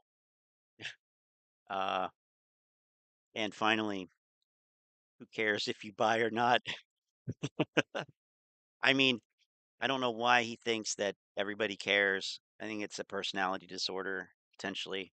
But that's just me. Not a personality disorder on me. But AMC bankruptcy closing for Morant's Rants. Let's see what he's saying. Hi, guys. Welcome back to Morant's Rants. Plenty of good information, a little bit of motivation, a whole lot of truth, no financial advice. It is November 5th, 2022. We're 3 days away from the election day and/or cycle. And then, of course, you have AMC earnings coming out as well. On the weekend like this, I like to reflect because I don't really watch the markets too much during the week anymore. There's not much for me to look at until I see a catalyst or an announcement, but I do reflect on what we're doing. So I think back to DFV. You guys know that I've been investing into GameStop for almost 2 years now. At AMC, I did invest in at first, did some homework, ran away, tried to tell the world what's going on, like my hair was on fire, but people tend to not take it too kind. You know, they want to believe whatever someone else is telling them. So what I did was I'm trying to sit back here and think about this in a different light. One is, when you start first investing with like GameStop, and if you were listening to Deep F and Value, right? If you're listening to Keith Gill, he tells you, he goes, it's a value investment, it's undervalued. But it wasn't that, tickers were being manipulated. It wasn't that the stock, people want to complain about payment for order flow, or they want to complain about Oh yeah. whatever the stock market is doing, right? And I've said this, I said, that's not the issue. You're trying to fight something, like you're trying to run after a ghost almost. The manipulation of the market is not it. It's manipulation of the company that is my concern. Manipulation with Bed Bath & Beyond, AMC, HYMC, Wait, and what? of course GameStop. What? Manipulation of the company, not the stock? What? How is that? I got to go back a little bit. That came out of left field. Thought I was agreeing with them, and then Right? all of a sudden I wasn't. And I've said this, I said, that's not the issue. You're trying to fight something, like you're trying to run after a ghost almost. The manipulation of the market is not it. It's manipulation of the company that is my concern. Manipulation with Bed Bath & Beyond, AMC, HYMC, and of course GameStop. But the things that root it from the evil are, we got rid of our debt. We have zero debt. So that's actually a good thing for GameStop. For AMC, I don't think it's even possible. But I know why now. Manipulation by the company? Is that what he meant? Like Adam Aaron manipulating? I actually don't did know. the homework, and I was like, okay, I get it. There's distressed securities and distressed investing. And that's what you do when you look at companies that you feel are on the verge of bankruptcy and or are post-bankruptcy, right? Like you're looking for a way to get everything pennies on the dollar. So I'm going to show you it in real time. I'm going to show you the players that are involved. I'm going to show you the clips of them bragging and explain on how they do it. I know how they do it. You guys want to know how they do it? I'll just tell you really quick, is they put people on the board. They get people in there like the BCGs and of course like Mudrick. Mudrick Capital is sitting on the board of directors for HYMC when they bought them out of bankruptcy, took them to SPAC, brought them whole, $16 a share, all the way down in 1 year to 24 cents a share. Can you imagine how many people made money along that trend line? And then you have to think about how they pumped it up to you just to sell it off again. It's been listed for delist. It's been it's been filed twice now that they'll be delisting off the NASDAQ. So is it true? Well, we'll see if they can find another pump somewhere. But beyond the fictitious news of them doing good things, I read it and I've seen it and all the interviews that I'm reading about distressed investing. And it says that the longer the recovery takes, the better it is for them, right? Obviously, they're making money off the interest off these loans. And I call them shark loans because even if you pay them off early, like I was showing someone on the last live stream, they have the make whole premium. So there's always a line in there that's going to tell you you're going to pay more than what it's worth. You're going to pay extra. No one's just letting you borrow money for free. Even if you were to pay it off early, you're still paying a premium of some kind. And it's all in the fine print, and I've showed it to you. We will go over the SEC filing of the quarterlies coming up for quarter 3 for AMC on Tuesday. I'll break it down line by line. Well, I read the damn thing. You guys should read it too. But let's go ahead and look into what we're talking about right now. Over this economic downturn that is happening right now, the previous 10, 12 years were a green light. Low interest rates, companies overextending themselves, borrowing as much money as they could because it was free, essentially, 2 to 3%, borrowing money. Right now, interest rates are sky high. No one's going to give you a loan. I don't care what company you are. And if they are, they're going to do what they did to AMC, get you at 15%, get you at 12%. And people think these are good things. The longer it gets pushed out, the better for them because there is no path to recovery. If you look at Mudrick Capital specifically, they have negotiated and or manipulated 3 pump and dumps that I've seen, that I've found. One is Thrive, one is AMC, and then the next one is HYMC. So they're going down the list of what it is, and unfortunately, a lot of people are getting manipulated out of this. Has nothing to do with market mechanics. It has nothing to do with what everyone wants you to believe. FTDs, is the reports, nothing. It has everything to do with manipulating from within. That's how you do distressed investing. So we'll go ahead and look at it really quick, just so you guys can get the overview. I'll show you the videos. We'll go over that in a minute. But right here, distressed securities are experiencing financial and operational distress, default, and or are under bankruptcy. They do this with the possibility that these such securities render worthless, zero recovery. And why do they do that? Because Certain hedge funds are short, yes, but it's the hedge funds that no one's talking about. It's the small ones. It's the mid cap. It's people under the radar. You guys all want to get to Ken Griffin. You all want to get to Steve Cohen. Those guys are laughing because they're telling you, how can you come and get at them for a company that is so small? $1 billion problem is not their problem. $5 billion is not their problem. That's why these little hedge funds are the real predators, the real wolves of Wall Street. And it's a guy like Jason Mudrick here. So we're going to go ahead and talk it out with him. We're going to let him talk, actually. I'll play the video, and you guys get all the info you need because you're going to get a good vibe for who he is and what he is. And I'll run it back. Jason, we're 10 years into an economic expansion. Many of the largest credit managers have raised billions of dollars for distressed debt investing, but they aren't putting it to work because they say they can't find anything to do. I've seen an HSBC document that shows your fund up 28% year to date. And while I know you can't talk about your returns because of SEC regulations, that suggests you're finding things to do. What? We are. I think there's a common misperception that there's not a lot to do in distressed. While everybody acknowledges there's going to be a lot, what you need to understand is the market has gotten so large because interest rates have been so low for so long. So when you hold interest rates low and you have good economic growth, companies borrow. I think that's what the SEC wanted. It's what's happened. And if you look at our market, so look at levered loans and high yield bonds, it's doubled in the last 10 years. Okay, if you add in the BBB slice of the investment grade market, that's gone from 700 billion to 2.5 trillion. It's now 50% of the investment grade market is BBB. And levered credit, so junk bonds and levered loans, have gone from 1.3 trillion to 2.5 trillion. So you have $5 trillion just in the US of opportunities to look at. So while we're still in an economic growth and expansionary economic environment, there's a big market and there's lots going on. Right? Companies get in trouble for company-specific reasons. Industries have headwinds for industry-specific reasons. Some industries are cyclical. So this is not sort of an economic downturn-driven opportunity set, but there's a lot going on underneath the surface. Outside. So think about that.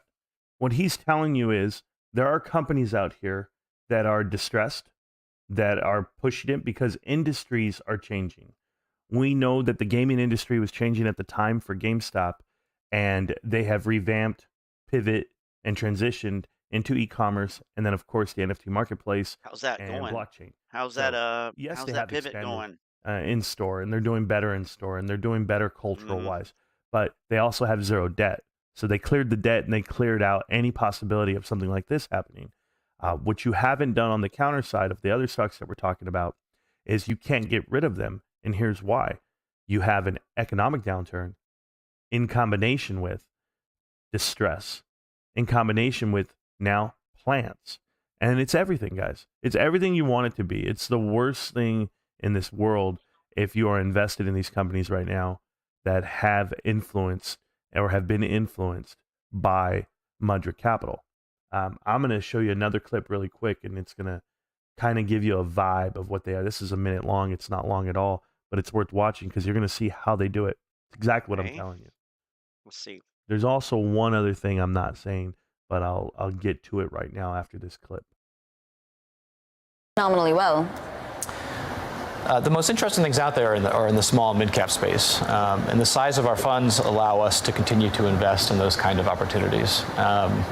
We're in a benign default world. And as I talked about earlier, we're very much focused on the future opportunity set, which will be driven by an economic downturn.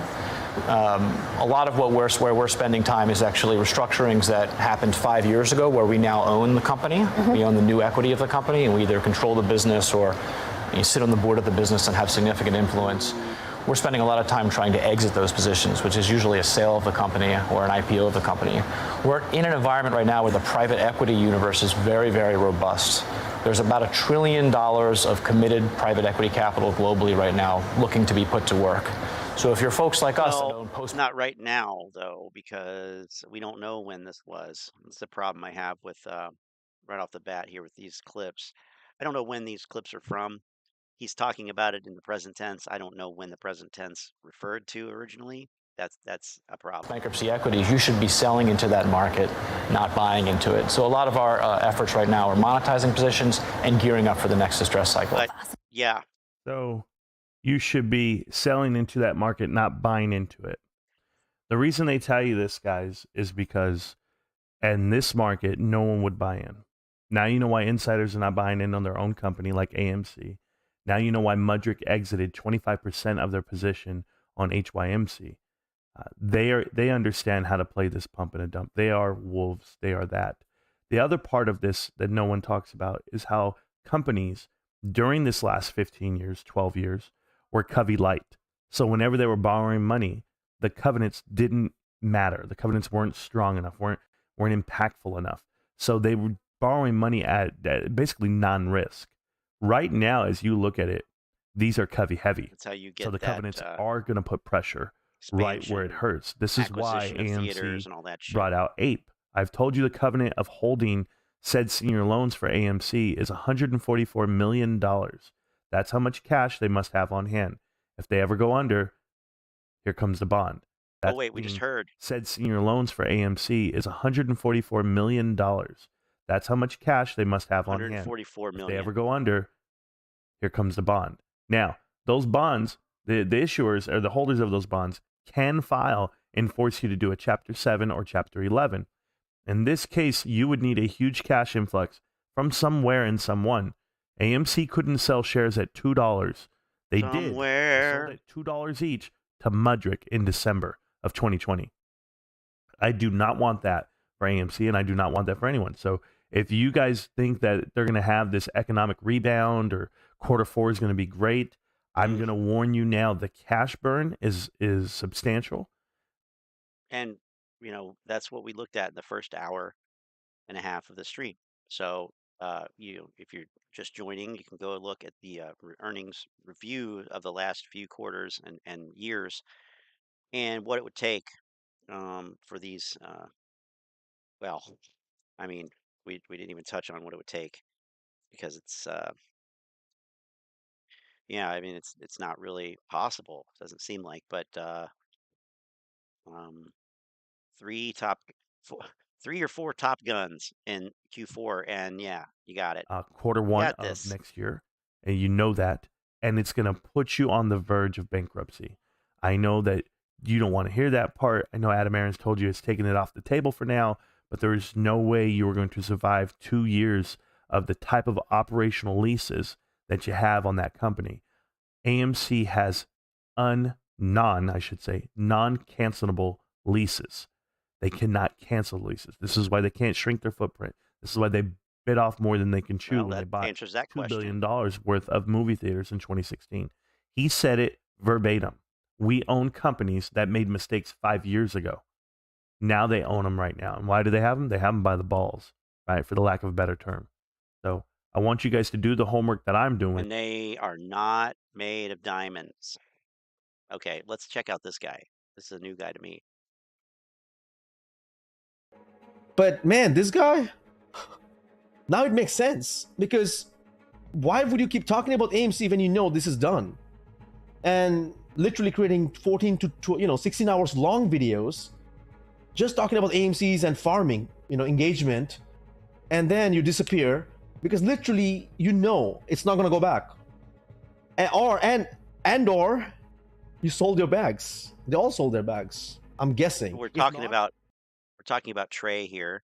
I guess this is a video that he did on TREY, and he's looking at comments on that video. So we could look at that video maybe, but that's pretty much a grifter. Would they share? But it sucks, man. Imagine creating a tribe of 100,000 subscribers, 300 subscribers with just one stock. And then you disappear, but your own main channel and everything is just based on that. So literally, you took advantage of. And it's all still up. Last I looked. Those crowd, the audience. Man, I'm speculating and assuming and analyzing because this is what it is, right? It makes sense now. Who cares? He got paid. He left. The movement is not. Listen to this cult language here. This is great. Listen to this cult language. setting up this us versus them. Makes sense now. Who cares? He got paid. He left. The movement is not for everyone. Now, this is another concerning thing. It says the movement. What happened to the Trace Trades documentary? He was supposed to do an ape documentary. You know what? Literally, like Graham said, dangle their nuts in our mouth. Like, literally, Trey keeps saying, right? Suck my cock, suck my cock. We literally sucked his dick. Gross. Well, I didn't follow him, but for me, I have a tiny amount Bravo. of AMC. Literally. And I purchased, obviously. Man, my stock purchase was one of the worst decisions. I guess that's how you learn. All right. I bought a couple of them at all-time highs, so Oh, I wow. was worth it. But I don't, you know, I mean, that's, wow. I have a tiny amount of AMC, literally, and I purchased, obviously. Man, my stock purchase was one of the worst decisions. I guess that's how you learn. All right. I bought a couple of them. Because that's how you learn, by making mistakes and then realizing that, learning what you did wrong, why it failed, and what you could potentially do better the next go round. That's how it's supposed to work. That is how it is supposed to work. Well, this is refreshing. Okay. At all-time high, so wasn't worth it. But I don't, you know, what's worst is losing time. So holding bags onto something and believing. Oh, and time. What I just heard somebody, I think it was Frankie Mohammed, financial jihadist,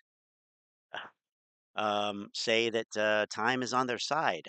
Time is on the ape side. Time is not on the hedge side. So, but now I'm hearing that losing time is the worst thing you can Right. lose. I bought a couple of them at all-time high, so wasn't worth it. But I don't, you know, what's worst is losing time. So holding bags onto something and Buying an believing all-time some high. non-believable voodoo shit, which never will happen. You know, that's worst. Imagining the squeeze will happen in 5 years and it doesn't happen. So I'll wait for 5 years thinking it's going to happen. I'll lose 5 years, which is more important to me. The most valuable thing in the world is time. So for me, yes, there's no movement, amigo. There's no movement. Yes, you follow the wrong people, unfortunately. Trey, Gabe, and the other 13 or 48 clowns. 48? That many? Oh no. Yeah, no, that's 1348 We're trading all thing. buddies and defrauded their followers. I'd include Fanny Pack, Matt Kohrs too. Is he Italian? Why does I don't know. everyone? Where's- Why do everyone talk about Matt Kohrs, this particular person, too? But that dude sold out the minute he made money. Wow. Well, that's Trey good. and the other scammers held on for a while longer, but in the That's end, what they you're did supposed to exactly do. what I told people But that they. you're not supposed to continue grifting about it. You're not supposed to, you know, I mean, Trey did the same damn thing. Same goddamn thing. I'm sure they all did. Publicly stating one thing and privately doing another thing, and not disclosing that ever to your audience. I mean, that is despicable. They do sell out. I just, like I said, I told you, he has connection to Aaron Adams, CEO, and then, man, the squeeze is done. Okay, anyone clueless, to be honest, should start watching that show first if you're interested. The GameStop, understand stonks and how this whole thing works, the shorts and longs, because most of us are clueless. Me, like I said, started with this finance normal stuff first, and then I was more focused on crypto. I have a crypto channel, okay, with 3,000 subscribers. Not even close to this dude. What if I just start talking about Bitcoin only? I mean, to be honest, most of the channels I know, top YouTubers on crypto, same situation. I talk about them all the time. They just pump certain tokens. 500x, what did BitBoy do?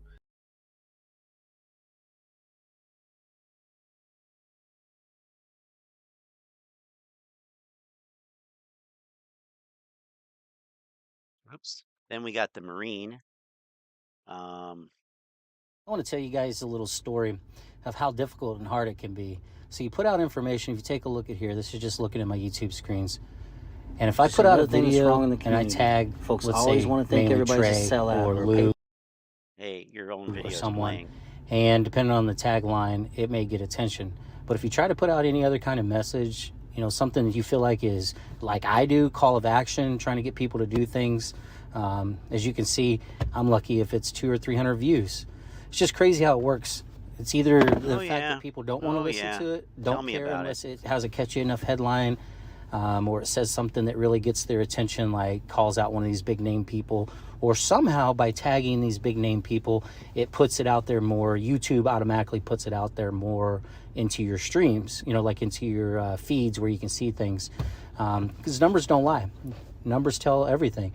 And this is where it just gets frustrating. All right, Marines, roll call. It's time to get into the If you feel like you're trying to create a message like I do, I feel like I'm doing call to actions. I'm sharing a lot of times information to really drive people to better the community, but mostly to help with the stock, because I'm highly invested as well.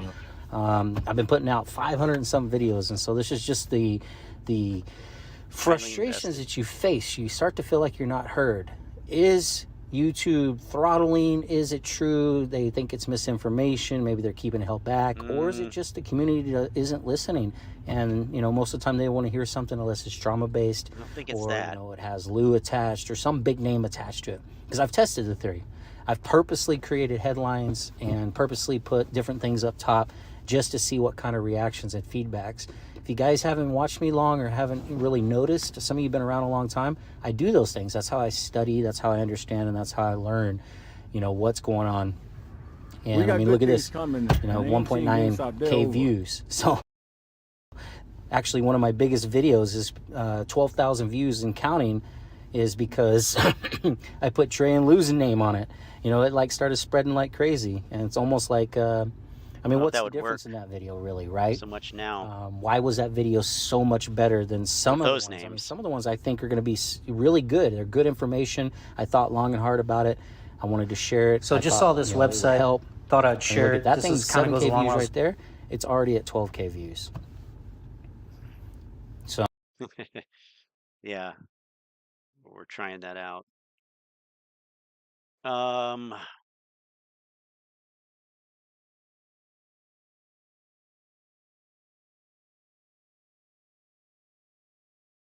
So not surprising that 90 days, roughly 90 days after the ape thing comes out, we have another video. In this video, we're going to be looking at AMC Entertainment, ticker symbol AMC and ape. In this video, we are going to be looking at the T+90 and just exactly how that will help out AMC and ape. We're also going to look at exactly how they are manipulating the price of AMC and what data they are manipulating by doing so. We're also going to be looking at a firm under investigation and many more in this video. So make sure you guys stay tuned until the very end. As always, we're going to start off with the chart for AMC and ape today. Now, the week has ended, and on a Friday, like we talked about, there's going to be two things. It was either trying to stay above the 596 so that we can pivot above going to the next week, or we were going to test the low coming in at that 547.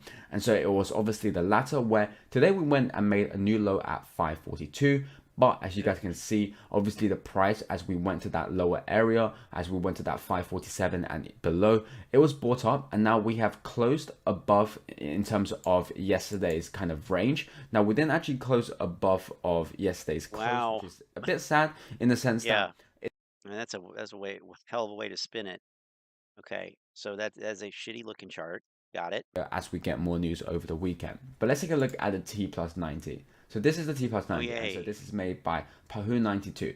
So he says, I see a lot of speculation regarding T+90. My purpose is to clarify something. So for any of the borrowed and shorted AMC shares or FTDs that resulted from selling naked shares where a broker was forced to issue a synthetic, the short hedge fund has 90 days to provide ape shares for those who shorted AMC shares or else. T+90, default on that and your account are frozen, your assets liquidated, and your positions closed. And that's exactly why Tesla rocketed to $2,000 90 days after their share dividend. Of course, and he talks about how Tesla obviously did more than 2,000. That's why Overstock squeezed 90 days after their crypto dividend. Overstock was finally able to issue cryptocurrency dividends on May 19th. From that point to the height of the squeeze was about 3 months, which is a T+90. These are, of course, just a few. What now? Okay, there was so much there. So much just in that first sentence that I missed it all. My purpose is to clarify something. So for any of the borrowed and shorted AMC shares or FTDs that resulted from selling naked shares where a broker was forced to issue a synthetic. I mean, that's That's nonsense. FTDs that resulted from selling naked shares where a broker was forced to issue a synthetic. Broker is not forced to issue synthetic shares. The short hedge fund has 90 days to provide APE shares for those who shorted AMC shares or else. The short hedge fund has 90 days to provide the APE shares for those shorted AMC shares or else. And I guess the assumption is that has not happened.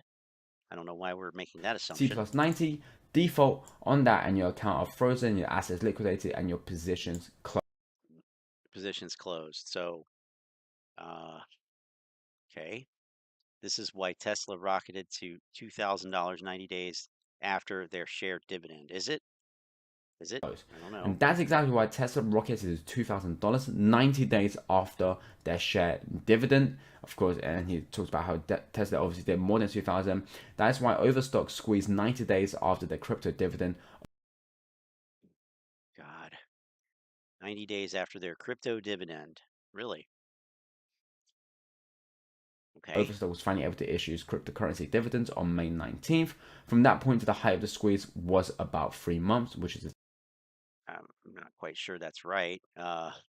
T plus 90. These are of course just a few examples coming in. You know, we also have, this is why Newegg shot up to $77 90 days following their merger at T plus 90. We also have in case anyone was wondering, 90 days from August 22nd, 2022 is November 21st, 2022.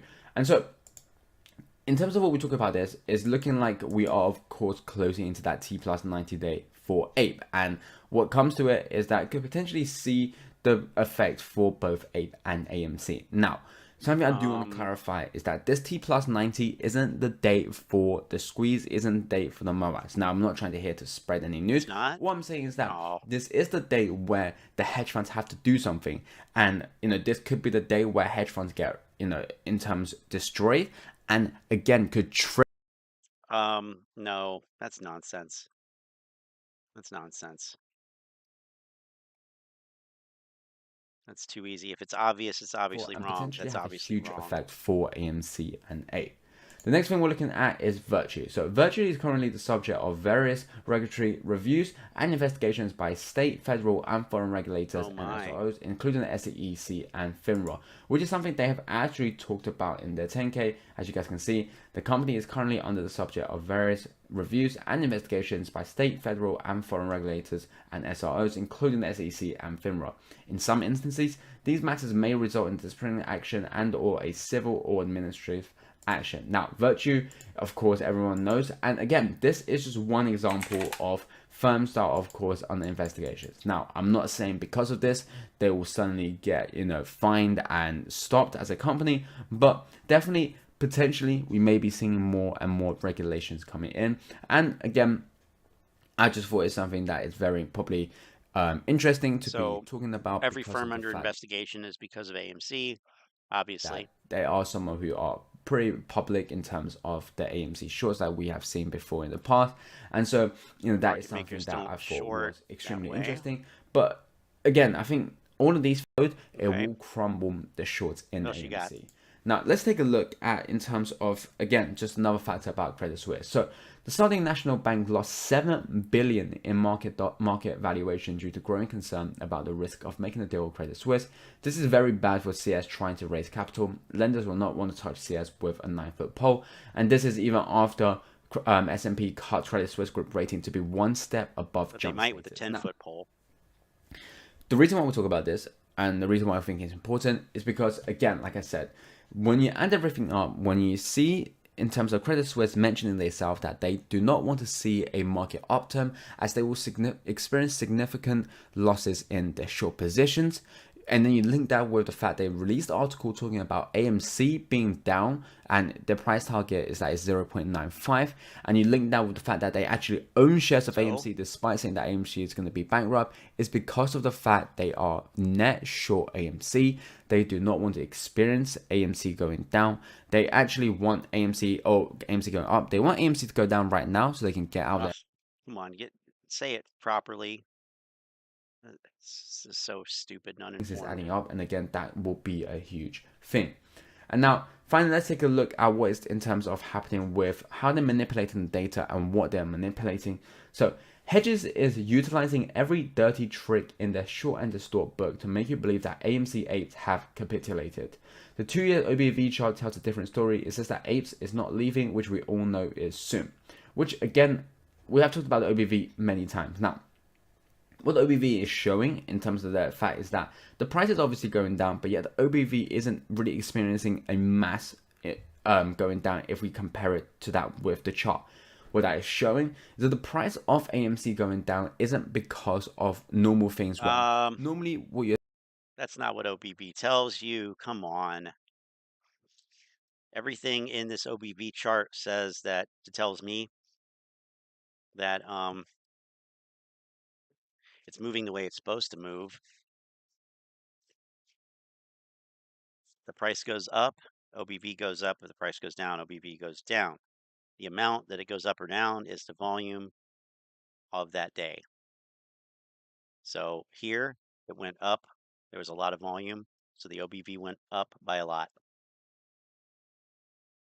Here, for example, price went down, and we had less volume though than before. So because the price, went down, OBV goes down, but because it's lower volume, it doesn't go down as much. I've done videos and talked about that until I've been purple in the face. So no, wrong. Now, Model 3 dude's got some a gem for us here. I know. What is this? What is this?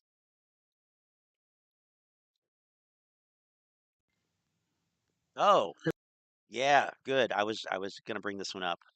Speak of the devil. What's up, this Frankie? Let me say I'm not a financial advisor. Anything that I say in this video should be used for entertainment purposes. Whatever I say in this video is my opinion, may not necessarily be factual. Don't let what I say in this video be the determining factor as to whether you should buy, sell, or hold a stock. Man, when I get off work, I looked at the prices of APE and looked at the prices of AMC. I decided to do a video. Look, there is a process that we got to go through in order for us to get life-changing money from AMC. The process is you buy, you hold. I love the analogy in this video too. And you don't panic sell. That's the process. And we got to respect the process, and we got to trust the process if you want to get life-changing money from this play. And for those that see the big picture, when other people don't see it as for a short squeeze play, in my opinion, those that got conviction and patience, we're going to be rewarded for that. And see, this play kind of reminds me here we go of a woman that's in the process of having a baby. The 9 months that she goes. What? Okay. Oh my this God. Play kind of reminds me of a woman that's in the process of having a baby. The 9 months that she go through before she had that baby, sometimes man, women go through hell. It's a painful process. But the thing is, once she had that baby, she forget about that pain. And she look at that baby and she said, you know what? It was well worth it. The same thing with our AMC short squeeze play. Well, unless they end up being an ape, then she's like, God damn it. I knew that that fucker had fingernails that were 2 inches long, big ass teeth. We've been through pain for the past year and a half. We've been through hell. But once our play rip, once we get financial freedom from our short squeeze play, we're going to forget about that pain. 2 babies, 18 months. All that money that we invested, all that pain that we went through, all that hate that we went through is from the bots, the shields, you know, and mainstream media, we're going to forget about all that. That's and man, a we're real going to say it was concern, well Chuck. worth it. See what I'm saying? And see, we all know why the price is low as far as APE and AMC. Oh, and if okay. you are a OG APE, if you are OG AMC shareholder, you used to this. We used to this. You see what I'm saying? We know without AMC going through it, we know the price that we're seeing right now, we know it's fabricated, we know it's fake. We know that AMC right now, without a squeeze, it's supposed to be in the hundreds of dollars. We know when our squeeze pop, you know, when we Without a squeeze, it should be $100. Why? Why? We already know that AMC is worth thousands of dollars per share. So the price that I said that we see, like I said, is fugazi. It's not real. It's fabricated. And see, we've been dumping money in the AMC short squeeze play for over a year and a half, almost 2 years. It's billions of synthetic shares out there. The buying pressure in this short squeeze play is crazy. We've never truly had a rip. You see what I'm saying? So when this short squeeze play kick off, when they forced to close out their position, this short squeeze play is going to be explosive. It's just that simple. And people going to get life-changing money from this short squeeze play, in my opinion. And see, the reason why they got the price so low. Haven't had what? Yeah, you did. Had several, but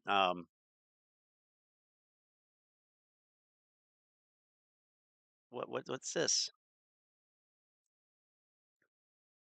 I don't know. It's because they know, but they don't want us to know that they are about to become a cash cow for us instead of we being the cash cow. We're about to get He's paid. got that backwards. But they don't want everybody to know we're about to get paid. You see what I'm saying, man? You know, they want the price low because they already got too many people they got to pay. They don't want no new investors coming into our short squeeze play. They got too many people to pay. You see what I'm saying? That's why they don't want nobody buying the stock. But understand this. They don't want nobody buying the stock. They don't want people buying it.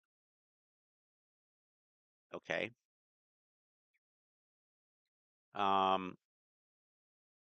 Yeah, life-changing money, all right. Gonna be broke as a joke. It's to the point where I think they need to be shut down. They are hurting others. It ripped 3 times, 72, 52, and last was 34. Yeah. They know that you know that they know that you know, Frankie. It's just that simple. It's just that simple. Man, he was upset, and I get it. But, man, we got to understand that we're dealing with fraud and corruption at the highest level. Oh, and the people that's involved in our short squeeze play, they breaking the law. They illegal. They doing illegal. I agree. You guys are breaking the law. Shortly. These guys, in my opinion, they not even trying to locate the shares at this point. See what I'm saying? They just throwing shares out there, man, to short our stock. And they probably ain't even using no money to pay for them. But see, here's the thing, man. They can't continue to engage in this type of trading practice for much longer. You see what I'm saying, man? If we don't stop that's why we got to continue to fight these guys. If we stop fighting these guys, they'll keep stealing our money. They'll keep on running companies out of business. And you know, it's only in America, man, where you can work your ass off. Only in America. Only in America. Truly. Truly. Shorts are writing AMC to zero in a textbook move. College students will study AMC and its relation to the market for years. For close to 2 years, they've been saying they can't afford to do this. And fighting who? Save your money. Put together your resources. Make sacrifices for you and your family. Build a profitable business for the American public. Build your American dream. And greedy-ass hedge funds and short sellers come along and just short your company out of business, run employees out of business. I mean, take jobs away from employees. all because of personal gain, and they don't want to pay no taxes. You see what I'm saying? That's bullshit.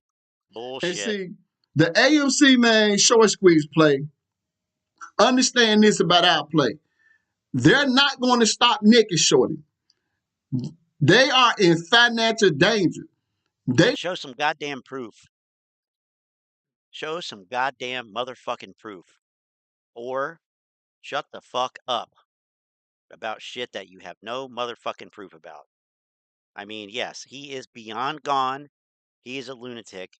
He probably should not have a driver's license. He's so fucking crazy. They're not going to stop. Let's be honest. Would you trust this motherfucker on the road? How does it make you feel knowing that there are crazy fucks like this out there driving around every day? I mean, these beliefs, this level of misinformation, I don't know. It's bad. This is bad. Bad. Stop naked shorting our stock until they force to close. It's just that simple. Because who's gonna force? They're in financial danger. If they stop naked shorting AMC today, how does that even make sense? The fucking volume is non-existent. How does it make sense that they're naked shorting? And you have days that are below the average volume on a regular basis, and the average volume keeps going down. I mean, they will because all the data is fake. Crushed overnight. They're going to bankruptcy. You see what I'm saying? So the only thing we got, they're gonna have to be forced to close their position out. So the only thing that we got to do is just sit back and be patient, because we got plenty of time. But time ain't on. Because your time is worthless. Be patient. You're ineffective. Because we got plenty of time, but time ain't on their side. But we got plenty of time, and they can't handle what's coming as far as the economy is concerned. So just sit back and watch these guys bleed out and down the hand. Thank you for taking time out to watch the video. Have a nice day.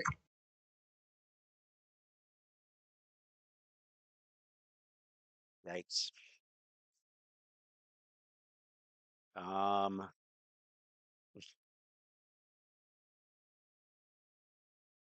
Here we go. Shorts are in a precarious situation somehow. This is not financial advice. Shut up. Are in a dire. Listen. The shorts are in a dire situation. They have nowhere to turn, and it's gonna get a whole lot worse.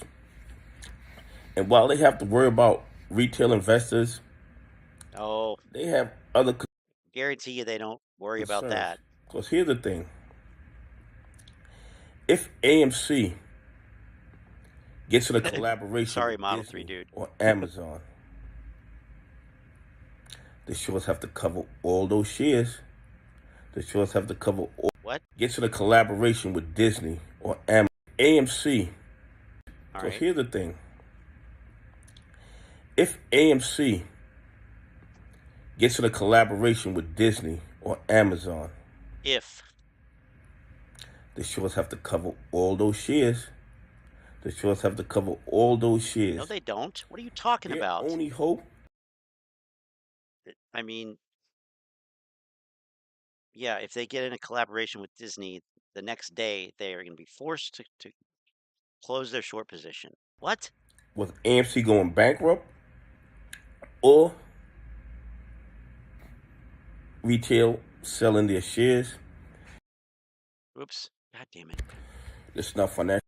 Fuck. Fundamentals. But should have just gone. We've been holding for 2 years. We didn't sell. They have come to accept the shares. Shit, sorry. Or retail selling their shares. And I'm sure by now, even though they still stepping up the FUD articles, they're stepping up the shows in the chat rooms, they have come to accept the fact that we are not selling. We've been holding for 2 years. We didn't sell at 72. We're definitely not selling at $5.50 or $6. So they have accepted the fact that we are not selling. Their only other way out was for AMC to go bankrupt. And as we know about all the fundamentals, by all the movie releases, by all the strategic moves that Adam Aaron has been doing, reducing the debt, hike for. I mean, we looked at this in the earnings section of this stream, and we clearly see that all of those things that he just said are false. The fundamentals, by all the movie releases, by all the strategic moves that Adam Aaron has been doing, reducing the debt, hike for mining, the advertisements, the credit cards, releasing Netflix in the movie theaters. Well, actually, you might be onto something there with the credit cards, because we were looking at this earlier. I think it's on this tab. Yeah, consumer loans, credit cards, and other revolving plans. Credit cards at an all-time high. Consumer debt, credit card debt, all-time high. All-time high. So maybe he's onto something there with the likelihood of AMC going bankrupt is almost impossible at this point. What? What? Oh my God. Yeah. $930 billion in credit card debt, Americans. But here's the other thing that they. But I gotta hear this releasing again. Netflix in the movie theaters. I mean, the likelihood of AMC going bankrupt is almost impossible at this point. What? But here's the other thing that they have to be concerned about. There are big whales laying in the cut, as we would say. You have big whales laying in the cut. And when they see these guys starting to cover, they're going to jump in and buy probably millions of AMC shares and really hurt these shorters. And they know that. Don't think that all these hedges work together. Don't think all these hedges are friends. Yeah, it's going to have to go away, because you think people are going to pay back that $930 billion? His guardian put a camera behind his bathroom medicine cabinet, and these are just the videos of his ramblings every morning before he goes to work. Yeah, I mean, this is straight up misinformation. I mean, and the thing is, the people that watch this and believe it, like, totally agree. This has been my consensus since last year, blah, blah, blah. I'm with you. Going on 2 years, my share count is up 600%, and I will keep on going up until they cover. You really helped my confidence in this play. All right, what kind of shark would lay in the cut and not buy at 5, but is willing to buy at 15? And in such large numbers that they'll hurt a short covering more than retail could or has for the last 18 plus months. And expecting to make money with this strategy too, I don't know, man. Sounds like the same yarn that's been spun for 6 quarters or so. Unlike retail, they know this thing could go further down or just keep yo-yoing. They will jump in when they see indications it's going to make major moves. In the interim, they do other things with their cash. By the way, dark pools are there for a reason. One shark jumping gets swallowed by the whale. So love that person who said this up here. Totally agree. My consensus since last year. I'm waiting to see happen, and it's going to come. May take a while. So that person is telling you what actual, like, large whale and institutional or large retail, large individual institutional investors or whales, how they operate. But also they believe that, it's going to come. It just may take a while. So no credibility whatsoever.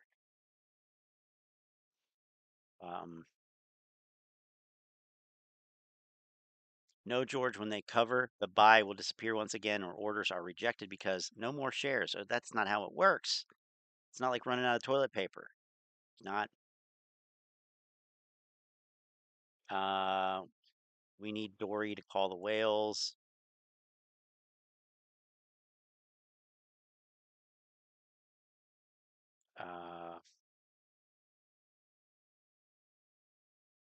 Yeah. So to the shills following this channel, Ape's not leaving. Choke on that. It's not looking good for AMC. No replies. It's very simple. AMC is about to take off to the moon.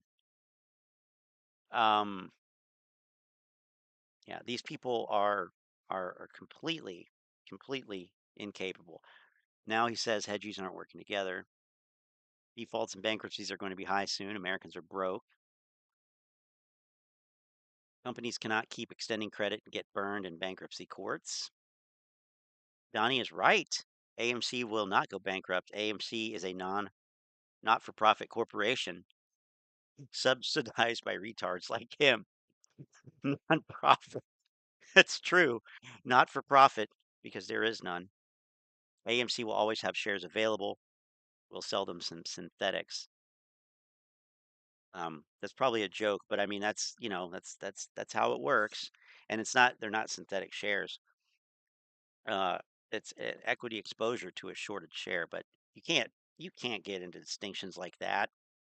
I give credit where it's due. This is Tony D on Wyckoff Mining, but I still don't like him.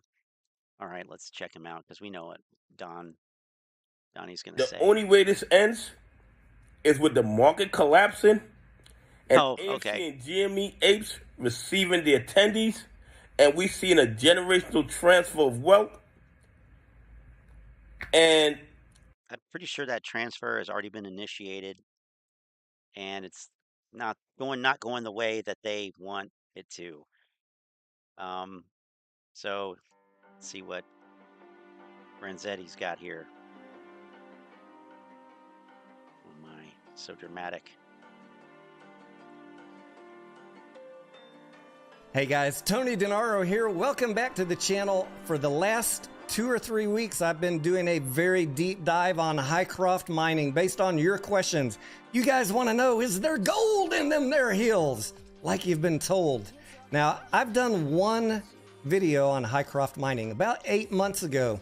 March 16th, I'll put it up here and go back and You're saying it wrong. It's Wyckoff Mining. check that one out.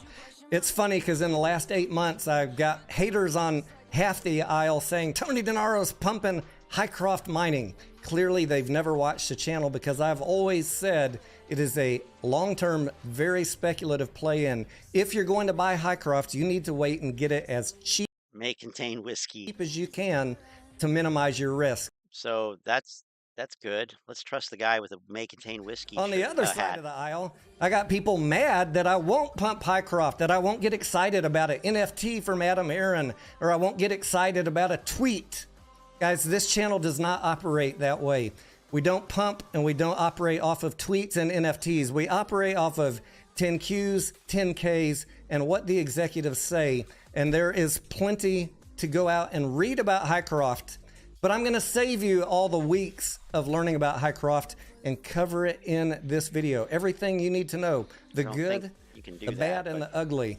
So please watch the whole thing. Let's get right into it. But before we do, the usual YouTube disclosures. I'm not a financial in the... Yeah, you are.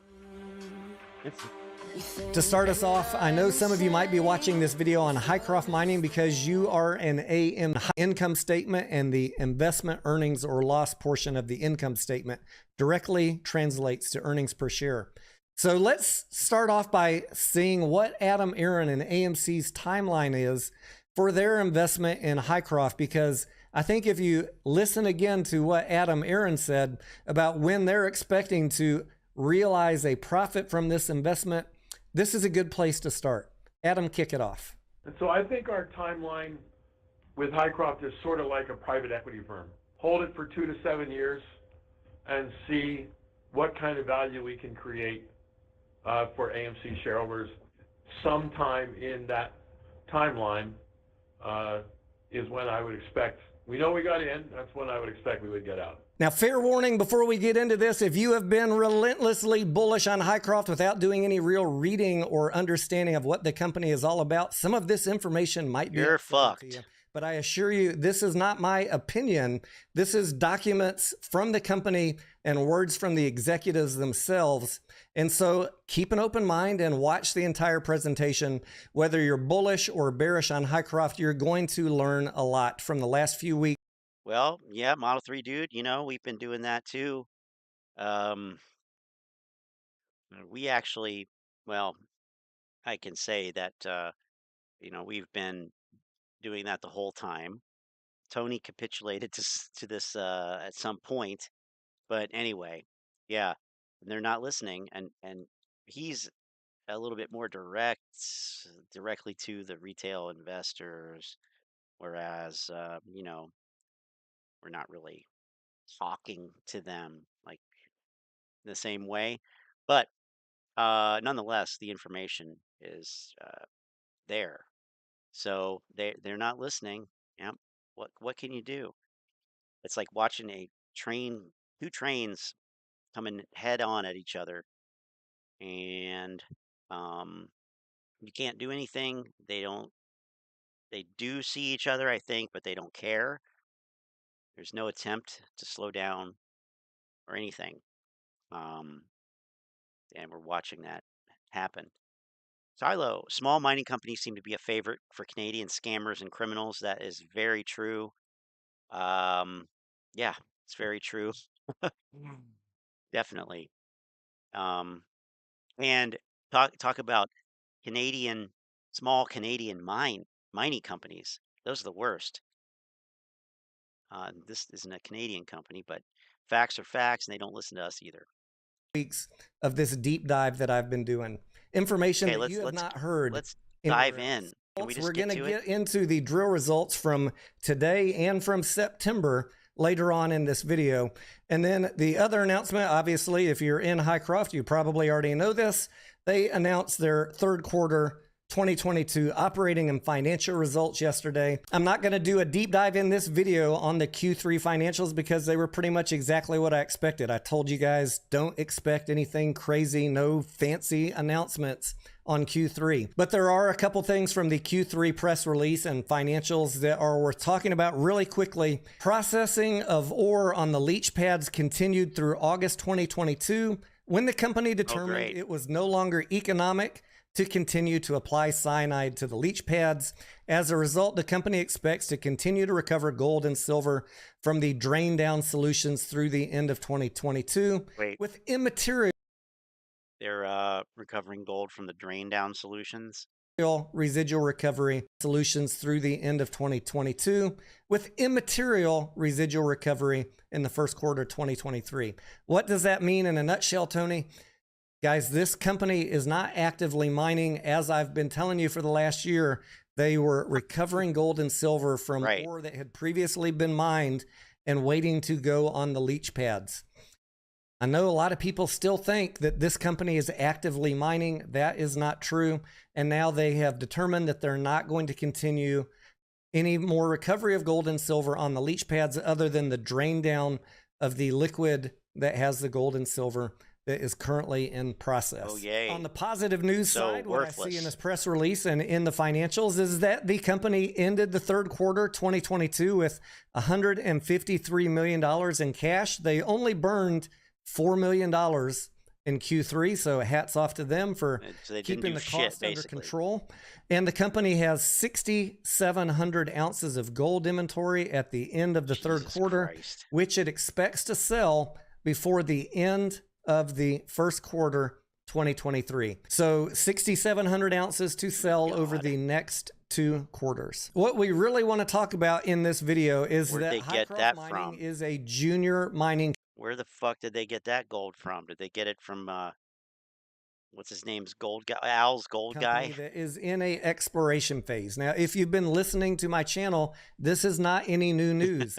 If you have not been told this before, welcome to the channel. Hycroft Mining is not actively mining. They are actively exploring, and that is planned to continue through 2023. And that, first of all, is why I consider this a speculative play. Now, if you did not actually know that Hycroft was not actively mining, this is probably because it happened before you got involved. It was covered in a press release back in November 2021 when they laid off half their workers. November 10th, 2021, effective immediately, the company is discontinuing pre-commercial scale mining at its run-of-mine operation, and the company will continue producing gold and silver from ore on the leach pads as long as it is economic. In this same November 2021 press release, they talk about mill sulfide processing options and that they are focusing efforts and resources solely on the pre-feasibility level technical study for milling and processing using an acid POX or pressure oxidation process. I'm mentioning this again because it's important to understand the future of where Hycroft wants to go and the change in process for this mining operation that they are attempting to undertake. If you are investing in Hycroft mining as a speculative play, that's cool, but the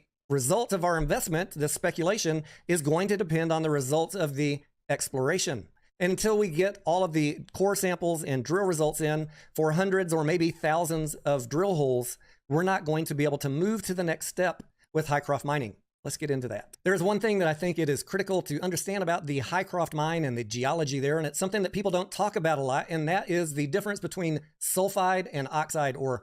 I'll put a link in the video description. I'm not going to go in depth about geology in this video, but the deposits in Hycroft mine are both sulfide and oxide, and they must be treated differently to extract the maximum amount of gold or silver from the different types of ore. All of this has been disclosed for years in all of Hycroft's financial statements and every talk that they have, but if you're not savvy to the terminology, this might just go right over your head. Let's go down and look at a paragraph and pull out a couple of key sentences so you see what I'm talking about. Here in the very first paragraph, the introduction to the company, it says, in February 2022, we filed the technical report summary of initial assessment on the Hycroft mine, which contemplates processing gold and silver ore using milling and pressure oxidation to process sulfide and transitional ore. And then what you're probably more familiar with, it goes on to say, along with heap leaching to process oxide ore. Now there's a lot more exploration and drilling. You've all heard Diane Garrett say that they can do on the property at Hycroft, but within the known resource, there's already been a lot of drilling done, and they have a pretty good idea of the amount of sulfide versus oxide ore. And I'm gonna let you hear from Diane Garrett and show you a video so you can kind of get a visualization of that. But as we're looking at that, I want you to just keep in mind that the process for getting the sulfide ore milled is not currently in place. And that is going to be this acid POX process, or acid pressure oxidation. The acid POX process included in the 2022 Hycroft TRS is a conventional crushing, grinding, and flotation circuit that generates a concentrate to be fed into an autoclave facility commonly used for refractory gold in this region. So this is something that they are trying to get all the drilling done to prove that they can invest the money to build this acid POX process, the crushing, grinding, flotation, and autoclave facility, which is not currently in existence at Hycroft. We're going to look at an overview of the Hycroft. Okay, so they can't even do it. They don't even have the facility to do it. So this is yeah. I'm going to terminate that right there. Let's go let's go away from that. Jesus. Okay, no. No. I'm looking for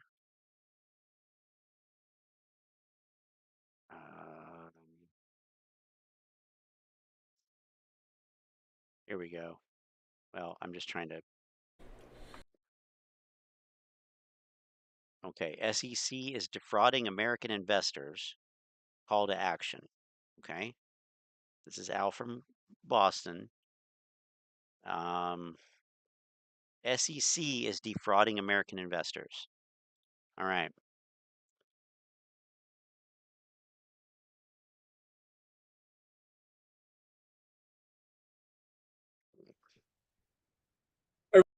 Hold on a second here. God, it hurts to do that. Okay. Everybody, it's Al from Boston. Let's kick it off. Let's kick it off. Unprecedented fucking fraud, and my hair is on fire, brothers and sisters. Take a look at this. This is a letter that was just received this morning by God. OmniLaw, one of our friends on Twitter. The Securities and Exchange Commission sent him this document, and I want you to read it out loud. This is the final response to your October 5th, 2022 request for information regarding the security under the ticker 8 that had 43 million failure to delivers on the first day of trading. Which broker traded this particular security without having located them from the transfer agent? Access is denied to the failure to deliver data that is responsive to your request. This data is being withheld under 5 USC subsection 552 Bravo 4, exemption 4 to the FOIA request protects trade secrets of commercial or financial information obtained from a person that is privileged or confidential. Please be advised that I have considered the foreseeable harm standard in preparing this response, knowing full well, and in their faculties, they wrote this document knowing full well that they see foreseeable harm. Ladies and gentlemen, this country is being defrauded by its own fucking government. The United States Securities and Exchange Commission is a fraud. It is a complete fucking fraud. Wow. You mad, bro? You mad? Oh, somebody's mad. Listen to this mad little boy. Oh. Oh. This They're there. I don't even know what to say to this. I need to take a minute. I'll be right back, you guys. This is just too much. Wow. Oh, that's dramatic. Nice touch. Nice fucking touch, Al. I have considered the foreseeable harm standard in preparing this response. Yeah, this guy can't even fucking read. The foreseeable harm standard. Excuse me, guys. Sorry about that. A lot better now. He pulled a TREY. The foreseeable harm standard.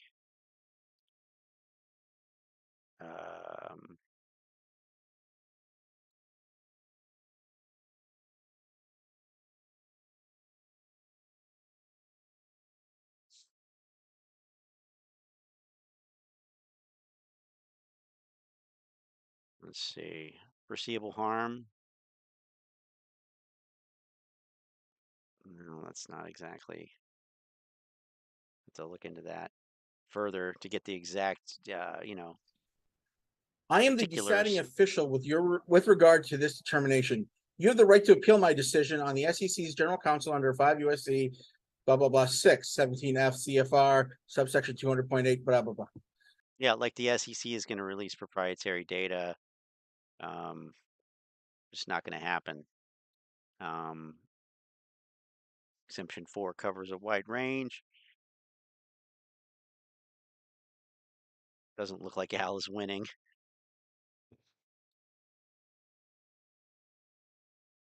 Okay. The appeal must be received within 90 calendar days of this date of this adverse decision. Your appeal must be in writing, clearly marked Freedom of Information Act appeal. You should identify the requested records. The appeal may include facts. Why is he reading that part? Like, why is he reading that part? By completing the online appeal forms located, and there's this link, blah, blah, blah. We don't have the guy's name. I'm going to be speaking with OmniLaw. I'm going to find out who this son of a bitch is. But take a look. I want every swinging dick that watches this video to tweet this out to every whether it be the FBI, the SEC. Oh, more of this tweet spamming. Yeah, that'll work. Watches this video. That will work. Yeah, absolutely. Sorry, go to my YouTube. I'll leave the link to this picture so you can retweet it and include your state's SEC, your state, your governor, your state manager, your congressman, your senator, and let them know this is happening. This is fraud, ladies and gentlemen. This is fraud. There's no way around it. This is just incredible. It's unbelievable. Yeah, there is. The theft that's occurring. This has to happen. We have to fight. We have to fight right now. This is it. Fight. We have to do something.